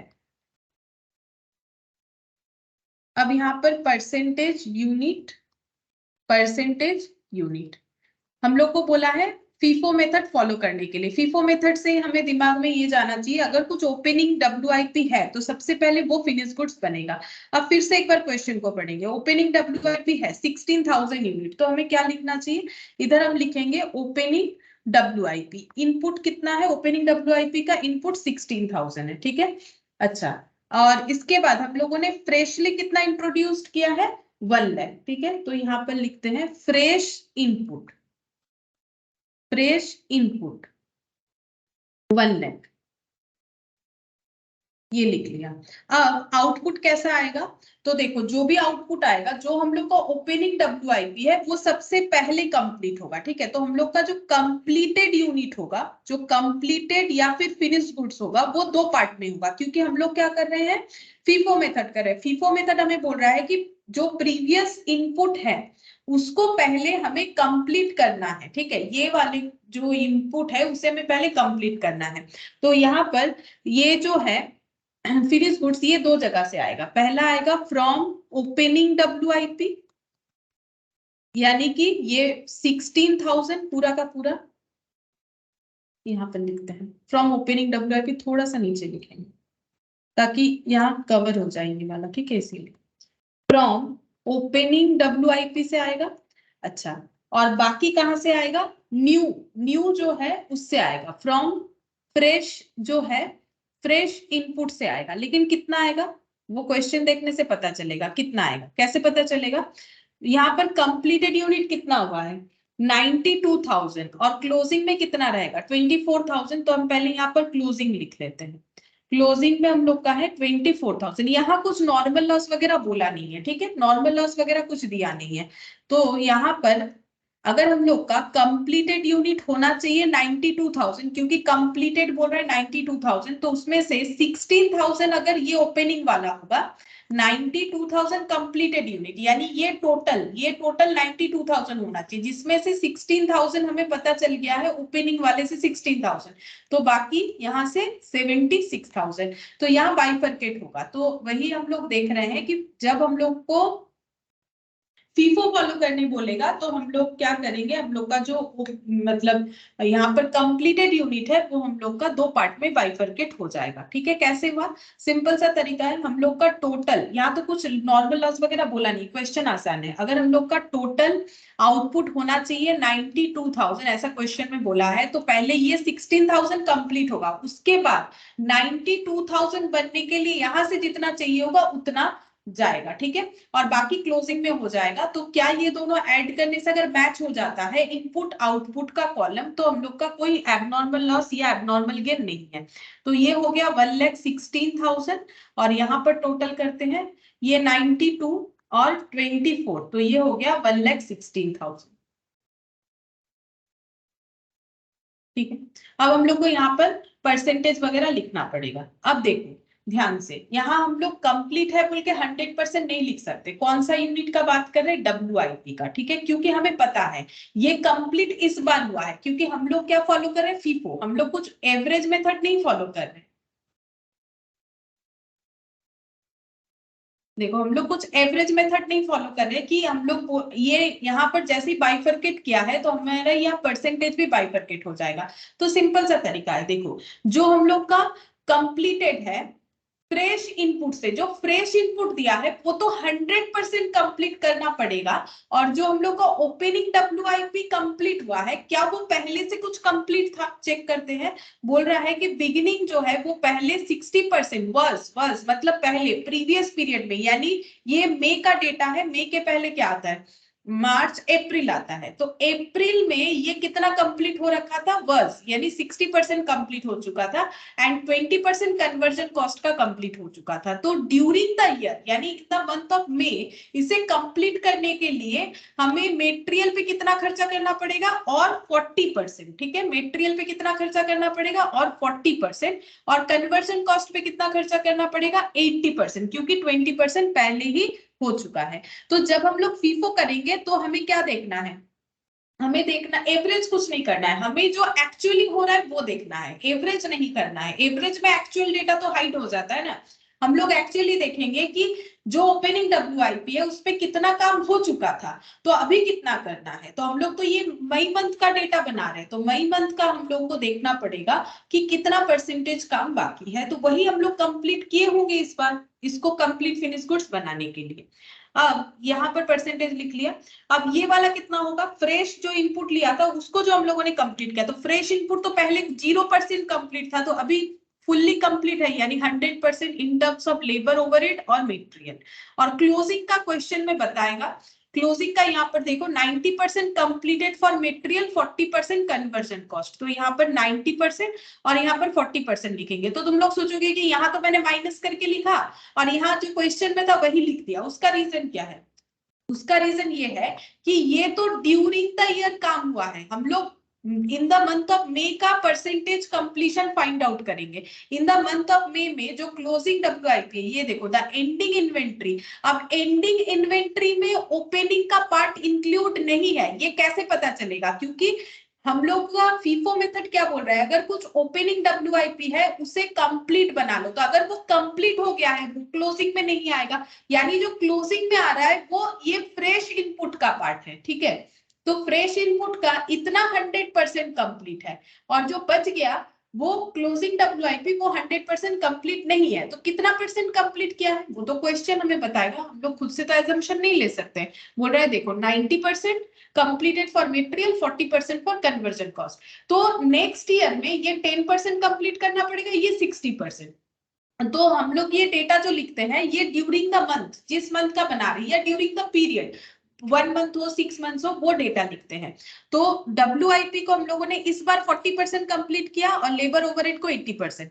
ये 100% कंप्लीट है, क्लोजिंग वाला इतना परसेंट कंप्लीटेड है। तो ओपनिंग वाला हमें हमेशा माइनस करके लिखना पड़ेगा। ये तो हमें बता रहा है कि पहले से 60% कंप्लीट हो रखा है, तो अभी 40% करेंगे। तो ये अप्रैल का कंप्लीशन है, हमें तो मई का लिखना है, तो ये अप्रैल का कंप्लीशन है, ये अप्रैल का कंप्लीशन है, और ये हम लोग का मई मंथ का कंप्लीशन है। ठीक है, तो हमें तो पूरा in the month of for the month of May लिखना चाहिए, तो हम लोगों ने वही लिखा है।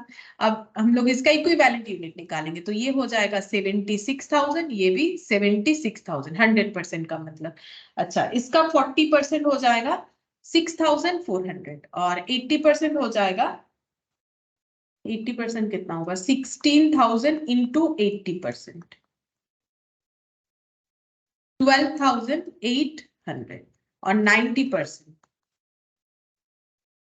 90% का मतलब हो जाएगा 21,600 और 40% का मतलब हो जाएगा 9,600। अब इसको हम लोग कर लेंगे टोटल, तो हमें इक्विवेलेंट कंप्लीटेड यूनिट पता चल जाएगा। 6,400 प्लस 76,000 प्लस 21,600, 1,04,000 और ये हो गया 12,800 प्लस 76,000 प्लस 9,600, 98,400। ठीक है, तो ये हम लोगों ने क्या फाइंड आउट कर लिया, इक्विवेलेंट यूनिट कितना होगा वो हम लोगों ने फाइंड आउट कर लिया। ठीक है, तो देखो अभी भी ना हम समझा ही रहे हैं, क्योंकि चैप्टर थोड़ा सा मतलब ये कंसेप्ट अलग होता है, उतने आसानी से समझ में नहीं आता है, इसीलिए अभी हम तुम लोगों से पूछ नहीं रहे हैं, हम समझा रहे हैं। नेक्स्ट जब हम लोग क्वेश्चन करेंगे, ठीक है, तो हम पूछेंगे। ठीक है, अभी देखो हम लोग का और एक बार प्रैक्टिस हो रहा है फीफो मेथड। तो फीफो में हम लोगों ने क्या देखा, हम फिर से रिपीट करें, हम लोग को हमेशा ओपनिंग वाले को कंप्लीट करना पड़ेगा। अगर वो कंप्लीट हो जा रहा है तो वो क्लोजिंग स्टॉक में कभी नहीं आ सकता है, तो क्लोजिंग जो बनेगा वो फ्रेश वाले इनपुट से ही बनेगा। ठीक है, तो फ्रेश इनपुट का इतना कंप्लीटेड है, इतना क्लोजिंग में है। अब हमें हमेशा यहाँ लिखना पड़ेगा कि कितना परसेंटेज काम हमारा ड्यूरिंग द पीरियड हुआ है, तो उसी अकॉर्डिंग होगा। अच्छा, अब नेक्स्ट हम लोग लिखेंगे कॉस्ट पर यूनिट का कैलकुलेशन करेंगे, तो यहाँ पर लिखेंगे calculation of cost per equivalent unit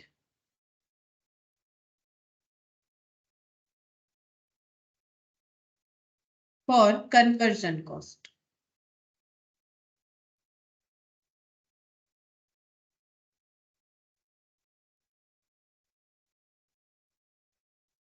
conversion cost के लिए हमें इक्विवेलेंट यूनिट कैलकुलेट करने बोला है। ठीक है, तो यहाँ पर देखो बस इतना ही बोला है, इसलिए हम उतना ही कर रहे हैं। देखो अगर क्वेश्चन में हमें बोलेगा कि सिर्फ कन्वर्जन कॉस्ट का इक्विवेलेंट यूनिट निकालो, तो हम लोग वही निकाल सकते हैं, सारा निकालना हमारे लिए नेसेसरी नहीं है। तो यहाँ पर लिख दिया मैंने पर्टिकुलर्स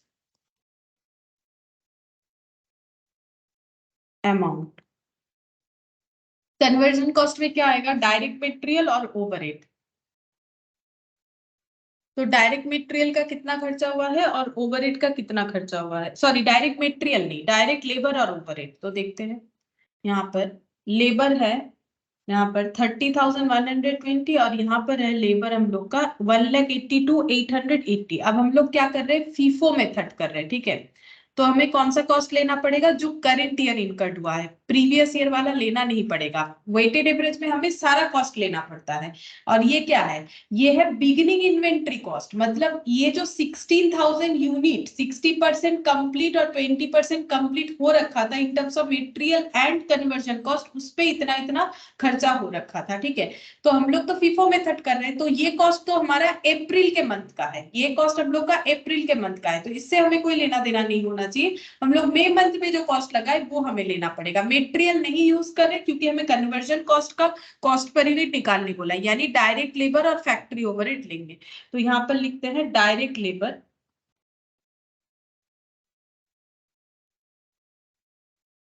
1,82,880 और फैक्ट्री ओवरहेड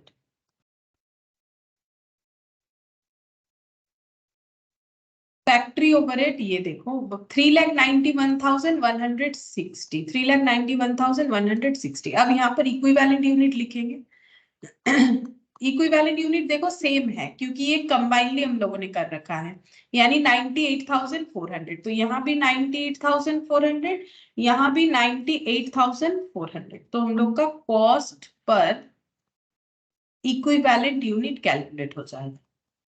तो कैसे कैलकुलेट होगा, ये कॉस्ट है डिवाइडेड बाय यूनिट, मतलब 1,82,880 डिवाइडेड बाय 98,400। तो ये आ रहा है हम लोग का 1.85, ठीक है। तो 1.85 और 3,91,160 डिवाइडेड बाय 98,400, तो ये आ रहा है 3.97। और हमें बोला है टोटल बताने के लिए बोला है। ये देखो यहाँ पर बोला है ना, देखो लैंग्वेज क्या दिया है, बोल रहा है cost per equivalent unit for conversion cost, not for labour और ओवरहेड। क्योंकि मैंने अलग अलग निकाला है तो हम लोग टोटल करके कन्वर्जन कॉस्ट का निकाल सकते हैं। 1.85 प्लस 3.97, तो ये कितना हो जाएगा, 5.82 आ रहा है। तो ये हम लोग को एक्चुअली आंसर पूछा है टोटल बताने के लिए, हम लोग ऐसे करके किए। अदरवाइज हमारे पास दूसरा एक ऑप्शन था, हम लोग कैसे कर सकते थे, इसका टोटल कर लेंगे। अमाउंट का टोटल कर लेने से कितना आ जाता, 1,82,880 प्लस 391,160, तो ये हम लोग का कितना हो गया, 5,74,040। ये इतना हम लोग का कन्वर्जन कॉस्ट लगा है, जिसपे हम लोग का कितना इक्विवेलेंट यूनिट बना है, ये वाला 98,400, ठीक है। तो यहाँ पर हम लोग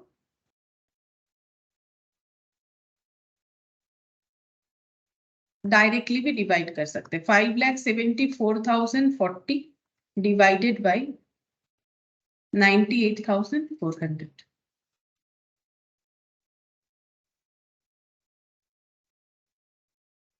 ये देखो 5.83 आ रहा है, वो अप्रोक्सीमेशन के वजह से थोड़ा सा इधर उधर आ रहा है, बाकी आंसर सेम ही आएगा। हम लोग अगर अलग अलग करेंगे तो भी आंसर जो आएगा, अगर एक साथ करते हैं तो भी आंसर हम लोग का सेम नहीं आएगा, ठीक है। तो ये टोटल कॉस्ट इनकर्ड हुआ है इतने इक्विवेलेंट यूनिट को बनाने के लिए, या फिर अगर हम लोग ऐसे लिखे तो भी एक ही बात है।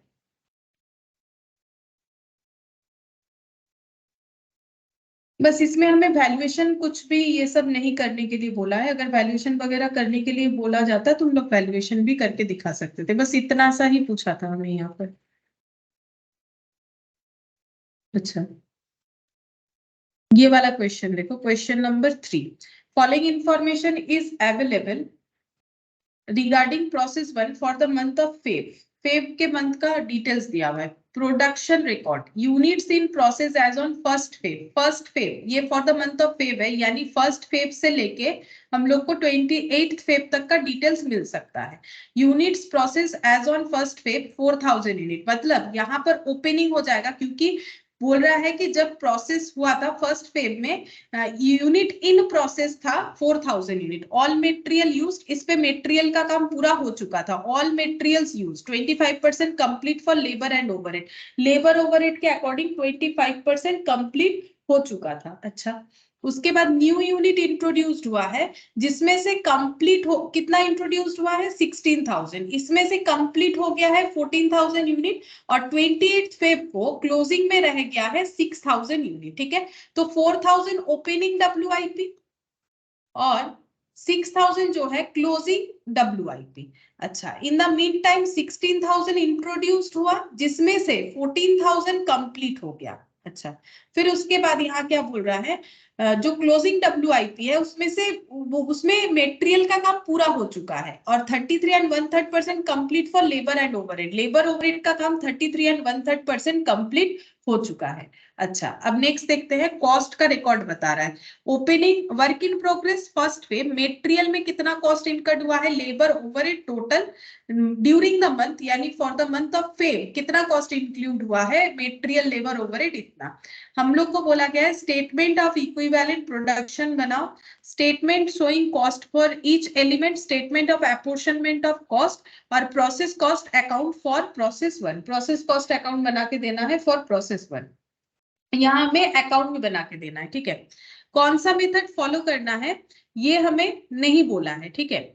अच्छा, तो अगर हमें कोई कुछ भी नहीं बोला है तो हम लोग कौन सा मेथड फॉलो कर सकते हैं, यहाँ पर देखो, वेटेड एवरेज मेथड हम लोग आराम से कर सकते हैं, क्योंकि वेटेड एवरेज मेथड फॉलो करने के लिए हमें क्या चाहिए होता है, हमें प्रीवियस ईयर का जो है जितना कॉस्ट इनकर्ड हुआ है उसका हमें डेटा चाहिए। ये देखो प्रीवियस ईयर का कॉस्ट का डेटा हमारे पास अवेलेबल है, क्योंकि जब हम लोग वेटेड एवरेज मेथड फॉलो करते हैं तो हम लोग ये फाइंड आउट करते हैं कि जितना भी कॉस्ट आज तक इनकर्ड हुआ है, जो भी यूनिट बना है वो कितना है।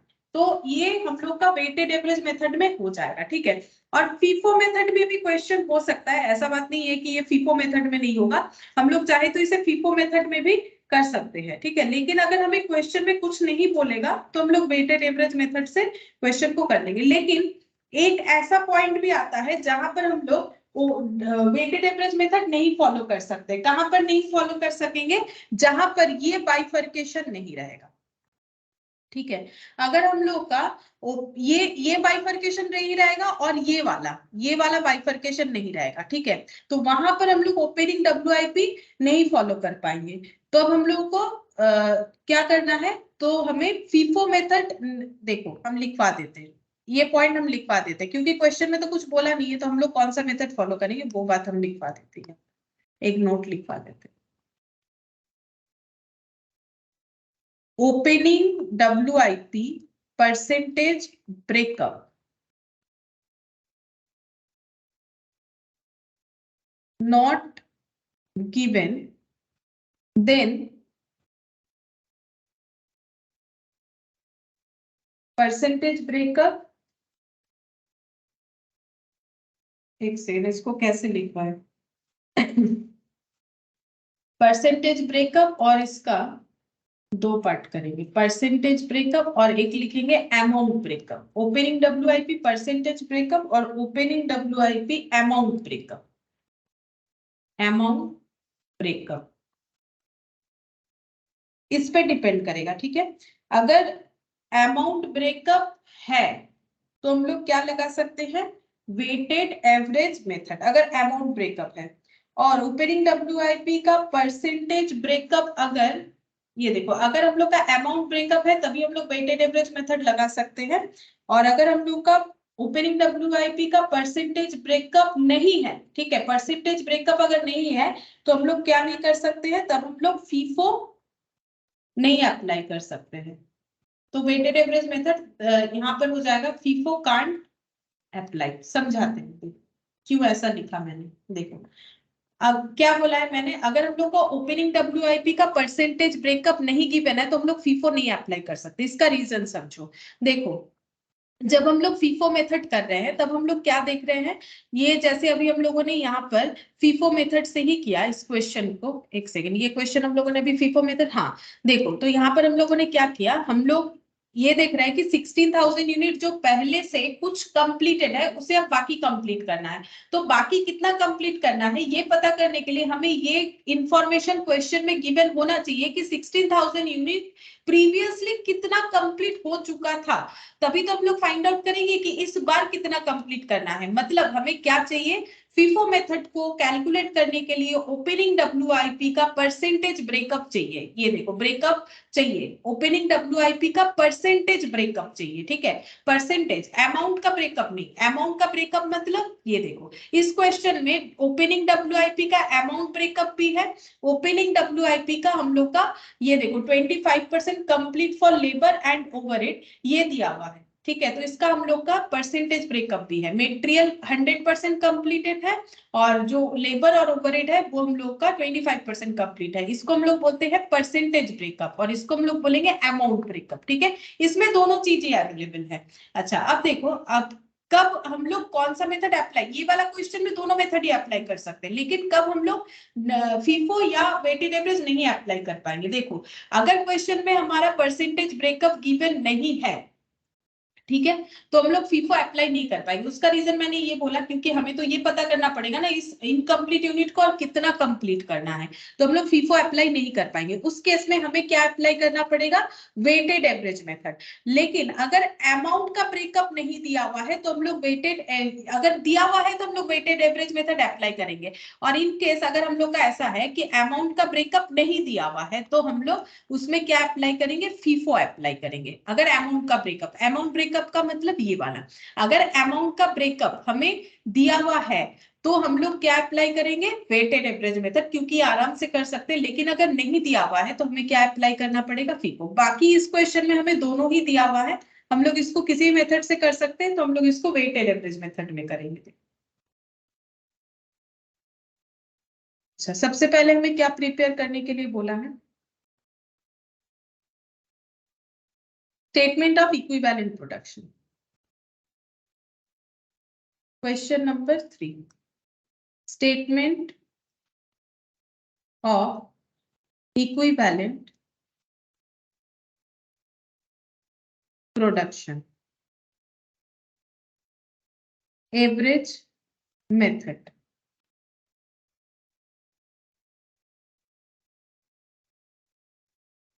पर्टिकुलर्स, इनपुट, ऐसे मैंने लिख दिया, पर्टिकुलर्स और आउटपुट। आउटपुट यूनिट भी लिख सकते हैं, आउटपुट इक्विवेलेंट यूनिट,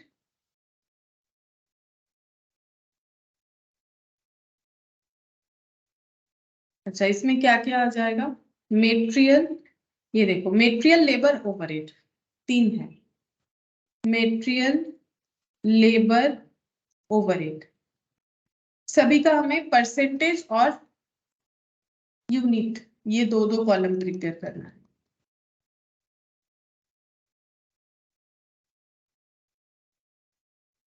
अच्छा, अब यहाँ पर हम लोग क्या लिखेंगे, कितना हम लोगों ने इनपुट दिया है, ठीक है। तो ये देखो इनपुट यहाँ पर आते हैं, ये देखो फर्स्ट फेब को कितना 4000 यूनिट, तो यहाँ पर लिखेंगे ओपनिंग WIP, ठीक है। कितना इनपुट है 4000। क्या ये कंप्लीट हो जाएगा, बिल्कुल, क्योंकि यहाँ पर हमें क्या करना है, देखो हम लोग वेटेड एवरेज से करें, तो पहले इनपुट लिख लेते हैं, ओपनिंग WIP और फ्रेश इनपुट कितना दिया है 16000, तो यहाँ लिख लेते हैं फ्रेश इनपुट 16000, तो टोटल इनपुट हो जाएगा हम लोग का 20000। अच्छा, अब ये क्योंकि वेटेड एवरेज है, तो हम लोग का जो कंप्लीटेड, देखो कितना कंप्लीटेड यूनिट है 14000 है, तो हम लोग क्या लिखेंगे, आउटपुट यहाँ पर लिखेंगे कंप्लीटेड। कंप्लीटेड कितना हो जाएगा, जितना क्वेश्चन में बोल दिया है 14000। अब ये 14000 कैसे हो रहा है, ये दोनों को मिला के, मतलब बेसिकली 20000 में 14000 कंप्लीटेड है, और क्लोजिंग में कितना है बता दिया है 6000, तो हम लोग लिखेंगे क्लोजिंग WIP। जब हम लोग फीफो करते हैं तब हम लोग ऐसे देखते हैं कि अगर ये फीफो होता तो 4000 यहाँ से और 10000 यहाँ से, तो हम लोग का 6000 क्लोजिंग WIP आता है। लेकिन जब वेटेड एवरेज देखेंगे तो देखेंगे 20000 में 14000 कंप्लीटेड है, ऐसा हमें सोचना है, ठीक है। तो अब यहाँ पर क्लोजिंग WIP में कितना आ रहा है 6000 आ रहा है। अच्छा, ये टोटल, इसमें भी कुछ हम लोग का लॉस वगैरह नहीं है। अच्छा, अब ये कंप्लीटेड है तो 100% होगा, कंप्लीटेड मतलब 100%, तो 100% तीनों एक्सपेंसेस के रिगार्डिंग, यानी यूनिट 14000, फिर से 14000, फिर से 14000, और क्लोजिंग WIP ये क्वेश्चन हमें बताएगा कि इस बार हम लोग का कितना कंप्लीटेड है। मेटेरियल 100%, ऑल मेटेरियल यूज, मतलब मेटेरियल का काम कंप्लीट है, तो 100% मेटेरियल कंप्लीट है। अच्छा, बाकी चीजों में बोल रहे हैं 33 and 1/3% complete for labour and overhead, तो यहाँ पर लिखते हैं 33 and 1/3% complete for labour and overhead. तो 33 एंड 1/3 का मतलब 1/3 होता है, ये देखो 33 एंड 1/3 का मतलब कितना 100/3%, 33 इंटू 3 प्लस 1। अब 100/3% मतलब क्या, 100 divided by 3 whole divided by 100, क्यों, जैसे 3% मतलब कितना 3/100, तो 100/3% मतलब कितना 100/3 डिवाइडेड बाई 100, तो 100/3 इंटू 1/100, मैथमेटिकल कैलकुलेशन, तो ये 1/3 आएगा, तो इसका मतलब 1/3 होता है। अब 6000 का 1/3 हो जाएगा 3000, अगेन यहाँ पर भी हो जाएगा 3000, सॉरी 2000, यहाँ पर हो जाएगा 2000, यहाँ पर भी हो गया 2000। ये 6000 का 33 एंड 1/3% करने पे, तो ये हम लोग का हो गया 20000। अच्छा, ये हम लोग का हो गया 16000, ये हम लोग का हो गया 16000, ठीक है। अच्छा, ये हम लोगों ने फाइंड आउट कर लिया स्टेटमेंट ऑफ इक्विवेलेंट प्रोडक्शन, यही हमें सबसे पहले फाइंड आउट करने के लिए बोला था। फिर बोल रहा है कॉस्ट फॉर ईच एलिमेंट, मतलब मेटेरियल लेबर और ओवरहेड हर एक का कॉस्ट हमें निकाल के दिखाना है, ठीक है। तो हम इस पेज में कर रहे हैं। सेकेंड हमें फाइंड आउट करना है statement of cost for each element, statement showing cost for each element.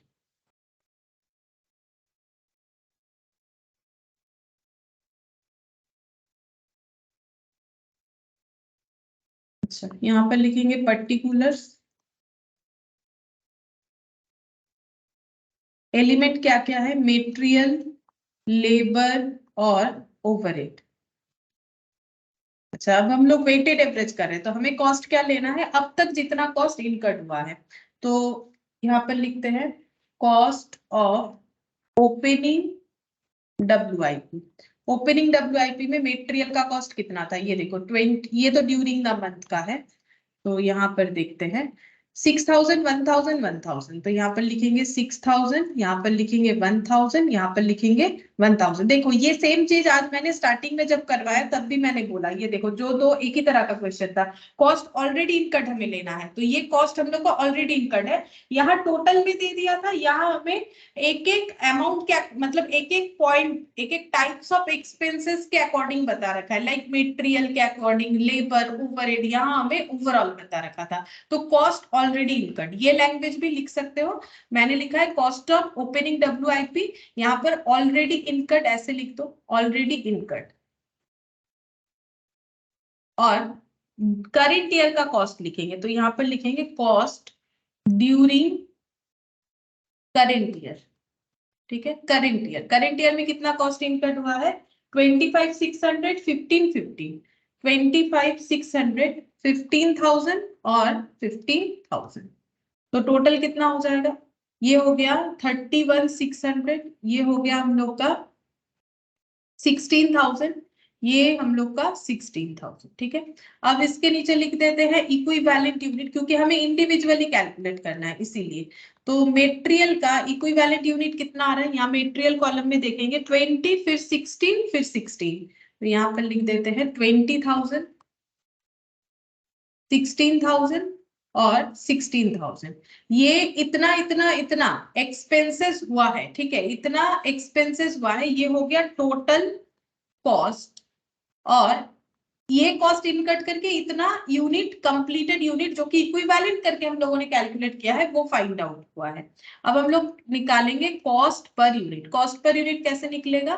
31,600 divided by 20,000 करने से ही पता चल जाएगा। 31,600 का कॉस्ट इनकट हुआ है, उससे 20,000 यूनिट कंप्लीटेड है इक्विवेलेंट करके। रियली में कंप्लीट नहीं है, इक्विवेलेंट करके। ये 1 रुपीज होगा, दिख रहा है, ये भी 1 रुपीज होगा। तो ये हम लोग का कैलकुलेट हो गया। अच्छा, नेक्स्ट हम लोग को क्या कैलकुलेट करना है? Statement of apportionment of cost, मतलब वैल्यूएशन। ठीक है, अपॉर्शनमेंट मतलब इवैल्यूएशन या वैल्यूएशन का बात हो रहा है। तो यहां पर लिखेंगे statement of apportionment of cost. Cost को हमें अपॉर्शन करना है। ठीक है, मतलब जो भी वैल्यूएशंस बाकी है, लाइक WIP और ये कंप्लीटेड यूनिट और क्लोजिंग WIP का, वो हमें कैलकुलेट करना है। तो देखो कैसे होगा, यहाँ पर लिखेंगे पर्टिकुलर्स। किसका वैल्यूएशन करना है? 2 आइटम है हम लोग का, एक है कंप्लीटेड यूनिट यानी कि फिनिश गुड्स, और दूसरा है क्लोजिंग WIP। अच्छा, यहाँ पर लिखेंगे किस टाइप्स ऑफ एक्सपेंसेस इस पे हुआ है? मेटेरियल का हुआ है, लेबर का हुआ है, ओवरहेड का हुआ है। ठीक है, अच्छा, इक्विवेलेंट यूनिट लिखना पड़ेगा। और यहाँ पर कॉस्ट पर यूनिट यहाँ लिख देते हैं, कॉस्ट पर यूनिट कितना है? तो ये देखो मेटेरियल का है 1.58, अभी हम लोगों ने कैलकुलेट किया, लेबर का 1, ओवरहेड का 1। इक्विवेलेंट यूनिट इंडिविजुअली देखना पड़ेगा, तो इक्विवेलेंट यूनिट हम लोग का कितना हो जाएगा? फिनिश गुड्स का 14, मेटेरियल लेबर का भी 14, ओवरहेड का भी 14, तो 14, 14, 14। तो यहाँ पर लिख देते हैं 14,000 unit, again 14,000 unit, again 14,000 unit. और यहाँ पर लिखेंगे कॉस्ट, और यहाँ पर लिखेंगे टोटल कॉस्ट। तो कॉस्ट कितना हो जाएगा? 1 मल्टीप्लाई करने से तो 14,000 ही रहेगा, ये भी 14,000 रहेगा। और 14,000 इंटू 1.58 करने पे आता है 22,120 प्लस 28,000, 50,000 120, ये हो गया हम लोग का टोटल कॉस्ट, फिनिश गुड्स का वैल्यूएशन हो गया। अच्छा, अब क्लोजिंग WIP का भी सेम करेंगे, मेटेरियल, लेबर और ओवरहेड। तो ये 1.58, अगेन ये 1 रुपीज और ये 1 रुपीज। अब इसका इक्विवेलेंट यूनिट देखते हैं, 6000, 2000, 2000,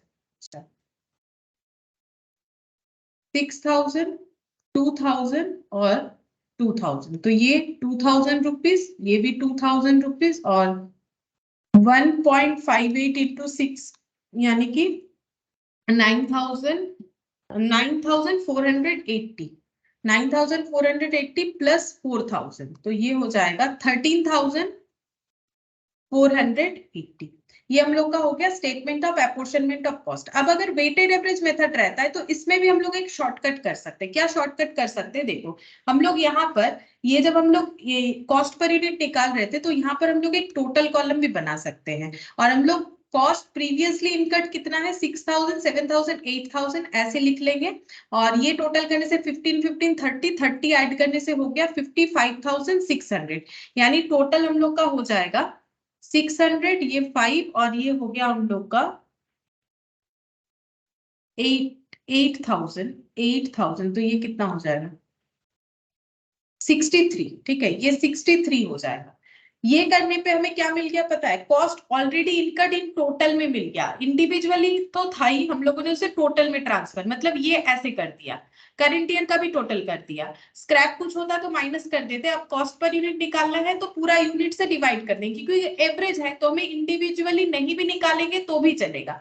तो यहाँ पर देखो, यहाँ पर हम लोग इक्विवेलेंट यूनिट जो है वो कितने से डिवाइड करना पड़ेगा, यहाँ पर इक्विवेलेंट यूनिट हम लोग का हो जाएगा।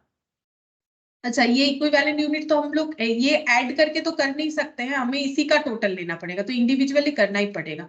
तो 1 + 1 2 और 1 3, 3.58 होगा। मतलब यहाँ हम लोग इक्विवेलेंट यूनिट नहीं लिख सकते, क्योंकि 63,600 जो है इक्विवेलेंट यूनिट तो अलग अलग है ना, तो फिर हमें इंडिविजुअली निकालना ही पड़ेगा। हाँ, एक शॉर्टकट हो सकता है, ये 3.58 जो कॉस्ट पर यूनिट आ गया ना, उसको हम लोग क्या कर सकते हैं, ये देखो, ये 14,000 जो है, ये देखो 14,000 करके इक्विवेलेंट यूनिट कितना बार है, 3 बार है, तो इंटू 3 यानी 42,000 इंटू अगर हम लोग 3.58 करेंगे तो हम लोग का आंसर, सॉरी ये नहीं, 14,000 इंटू 3.58 करना पड़ेगा, तो ये आंसर आ जाएगा। मतलब क्या हुआ, हम लोग क्या कर रहे हैं बेसिकली, इसको अगर मैथमेटिकली देखो तो 14,000 इंटू 1.58 कर रहे हैं, फिर प्लस ऐसे कर रहे हैं 14,000 इंटू 1, फिर प्लस 14,000 इंटू 1। इसके बदले हम लोग ऐसे कर सकते हैं, 14,000 को कॉमन ले लिया,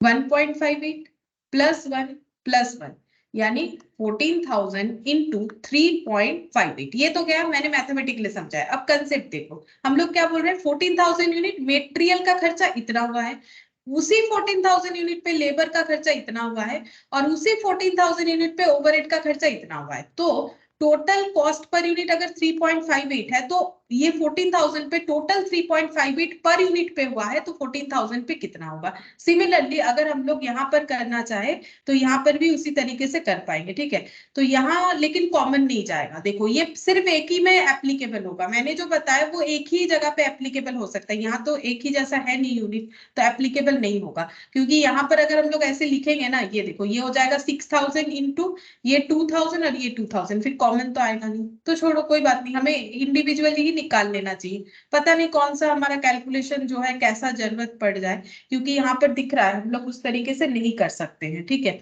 तो 3.58 निकाल सकते हो। अब ये 14,000 वाले पे अप्लाई जरूर हो जाएगा, लेकिन यहाँ नहीं हो पाएगा, तो इंडिविजुअली निकालना ही पड़ेगा। तो इंडिविजुअली निकाल लो। ठीक है, मुझे लगा कि शॉर्टकट हो जाएगा ये डेटा देख के, बट हमेशा ऐसा डेटा है जरूरी तो नहीं है। देखो नेक्स्ट डेटा ही हम लोग का चेंज हो गया।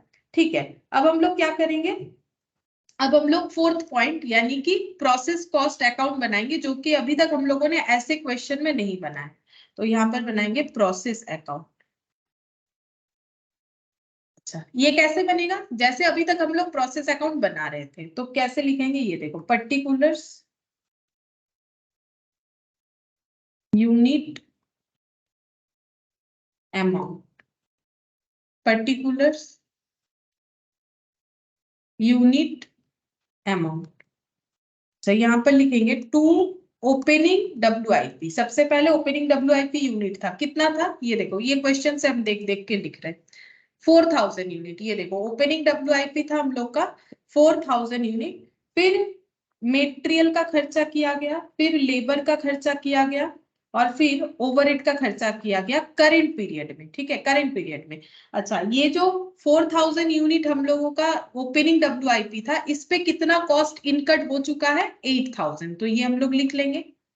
ठीक है, और मेटेरियल कितना इंट्रोड्यूस हुआ है, मेटेरियल का खर्चा करंट ईयर में हुआ है 25,600, लेबर 15, ओवरहेड 15, तो 25,600, 15,000 और 15,000, जैसे हम लोग करते थे प्रोसेस अकाउंट। प्रोसेस अकाउंट में मेटेरियल का खर्चा, लेबर का खर्चा, ओवरहेड का खर्चा, ये ड्यूरिंग द ईयर का, ये टोटल, इसमें मेटेरियल, लेबर, ओवरहेड है, मैंने ऐड कर दिया है, और ये ओपनिंग है 4000 यूनिट। ठीक है, अच्छा अब यहाँ पर मेटेरियल फ्रेशली कितना यूनिट दिया गया है, तो यूनिट हमेशा मेटेरियल पे ही लिखा जाता है, तो फ्रेश इनपुट है हम लोग का 16,000, तो यहाँ पर हम लोग मेटेरियल वाले कॉलम में 16,000 लिख लेंगे।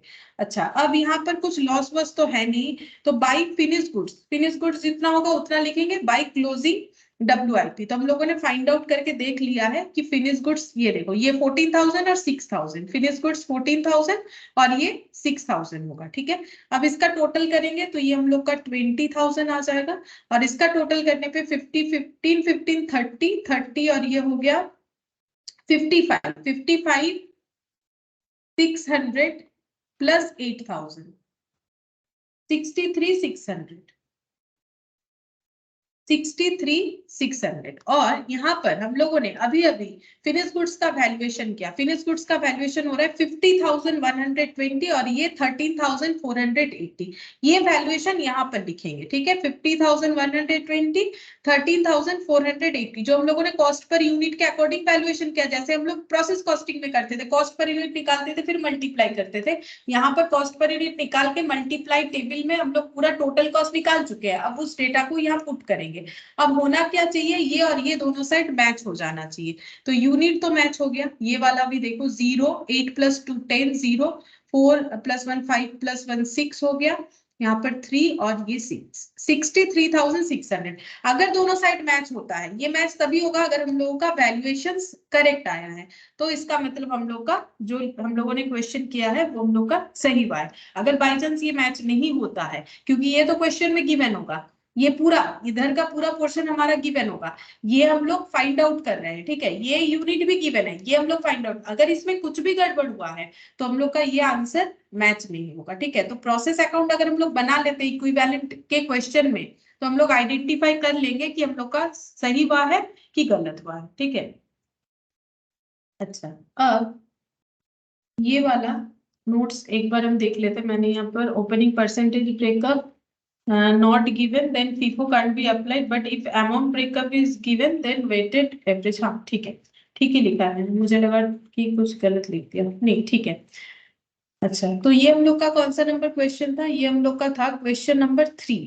ठीक है, अब इसके बाद हम लोग का कितना क्वेश्चन बाकी है, 4, 5 और 6, बस ये 3 क्वेश्चन बाकी है, लेकिन काफी बड़ा बड़ा क्वेश्चन है। ठीक है, तो क्या करना है तुम लोग, जो भी क्वेश्चन अभी हम लोगों ने किया है और एक क्लास में ये कंप्लीट हो जाएगा, अभी भी हम लोगों ने अभी तक जितना भी क्वेश्चन कर रखा है ना, पहले उसको अच्छे से प्रैक्टिस करो, कोई डाउट हो तो मुझे पूछो, उसके बाद हम लोग नेक्स्ट क्लास में इसको जो भी इससे और भी क्वेश्चन बाकी है, लाइक वेटेड एवरेज हो या फीफो हो, वो हम लोग कंप्लीट करें। ठीक है, फिर आज हम लोग इतना ही करें।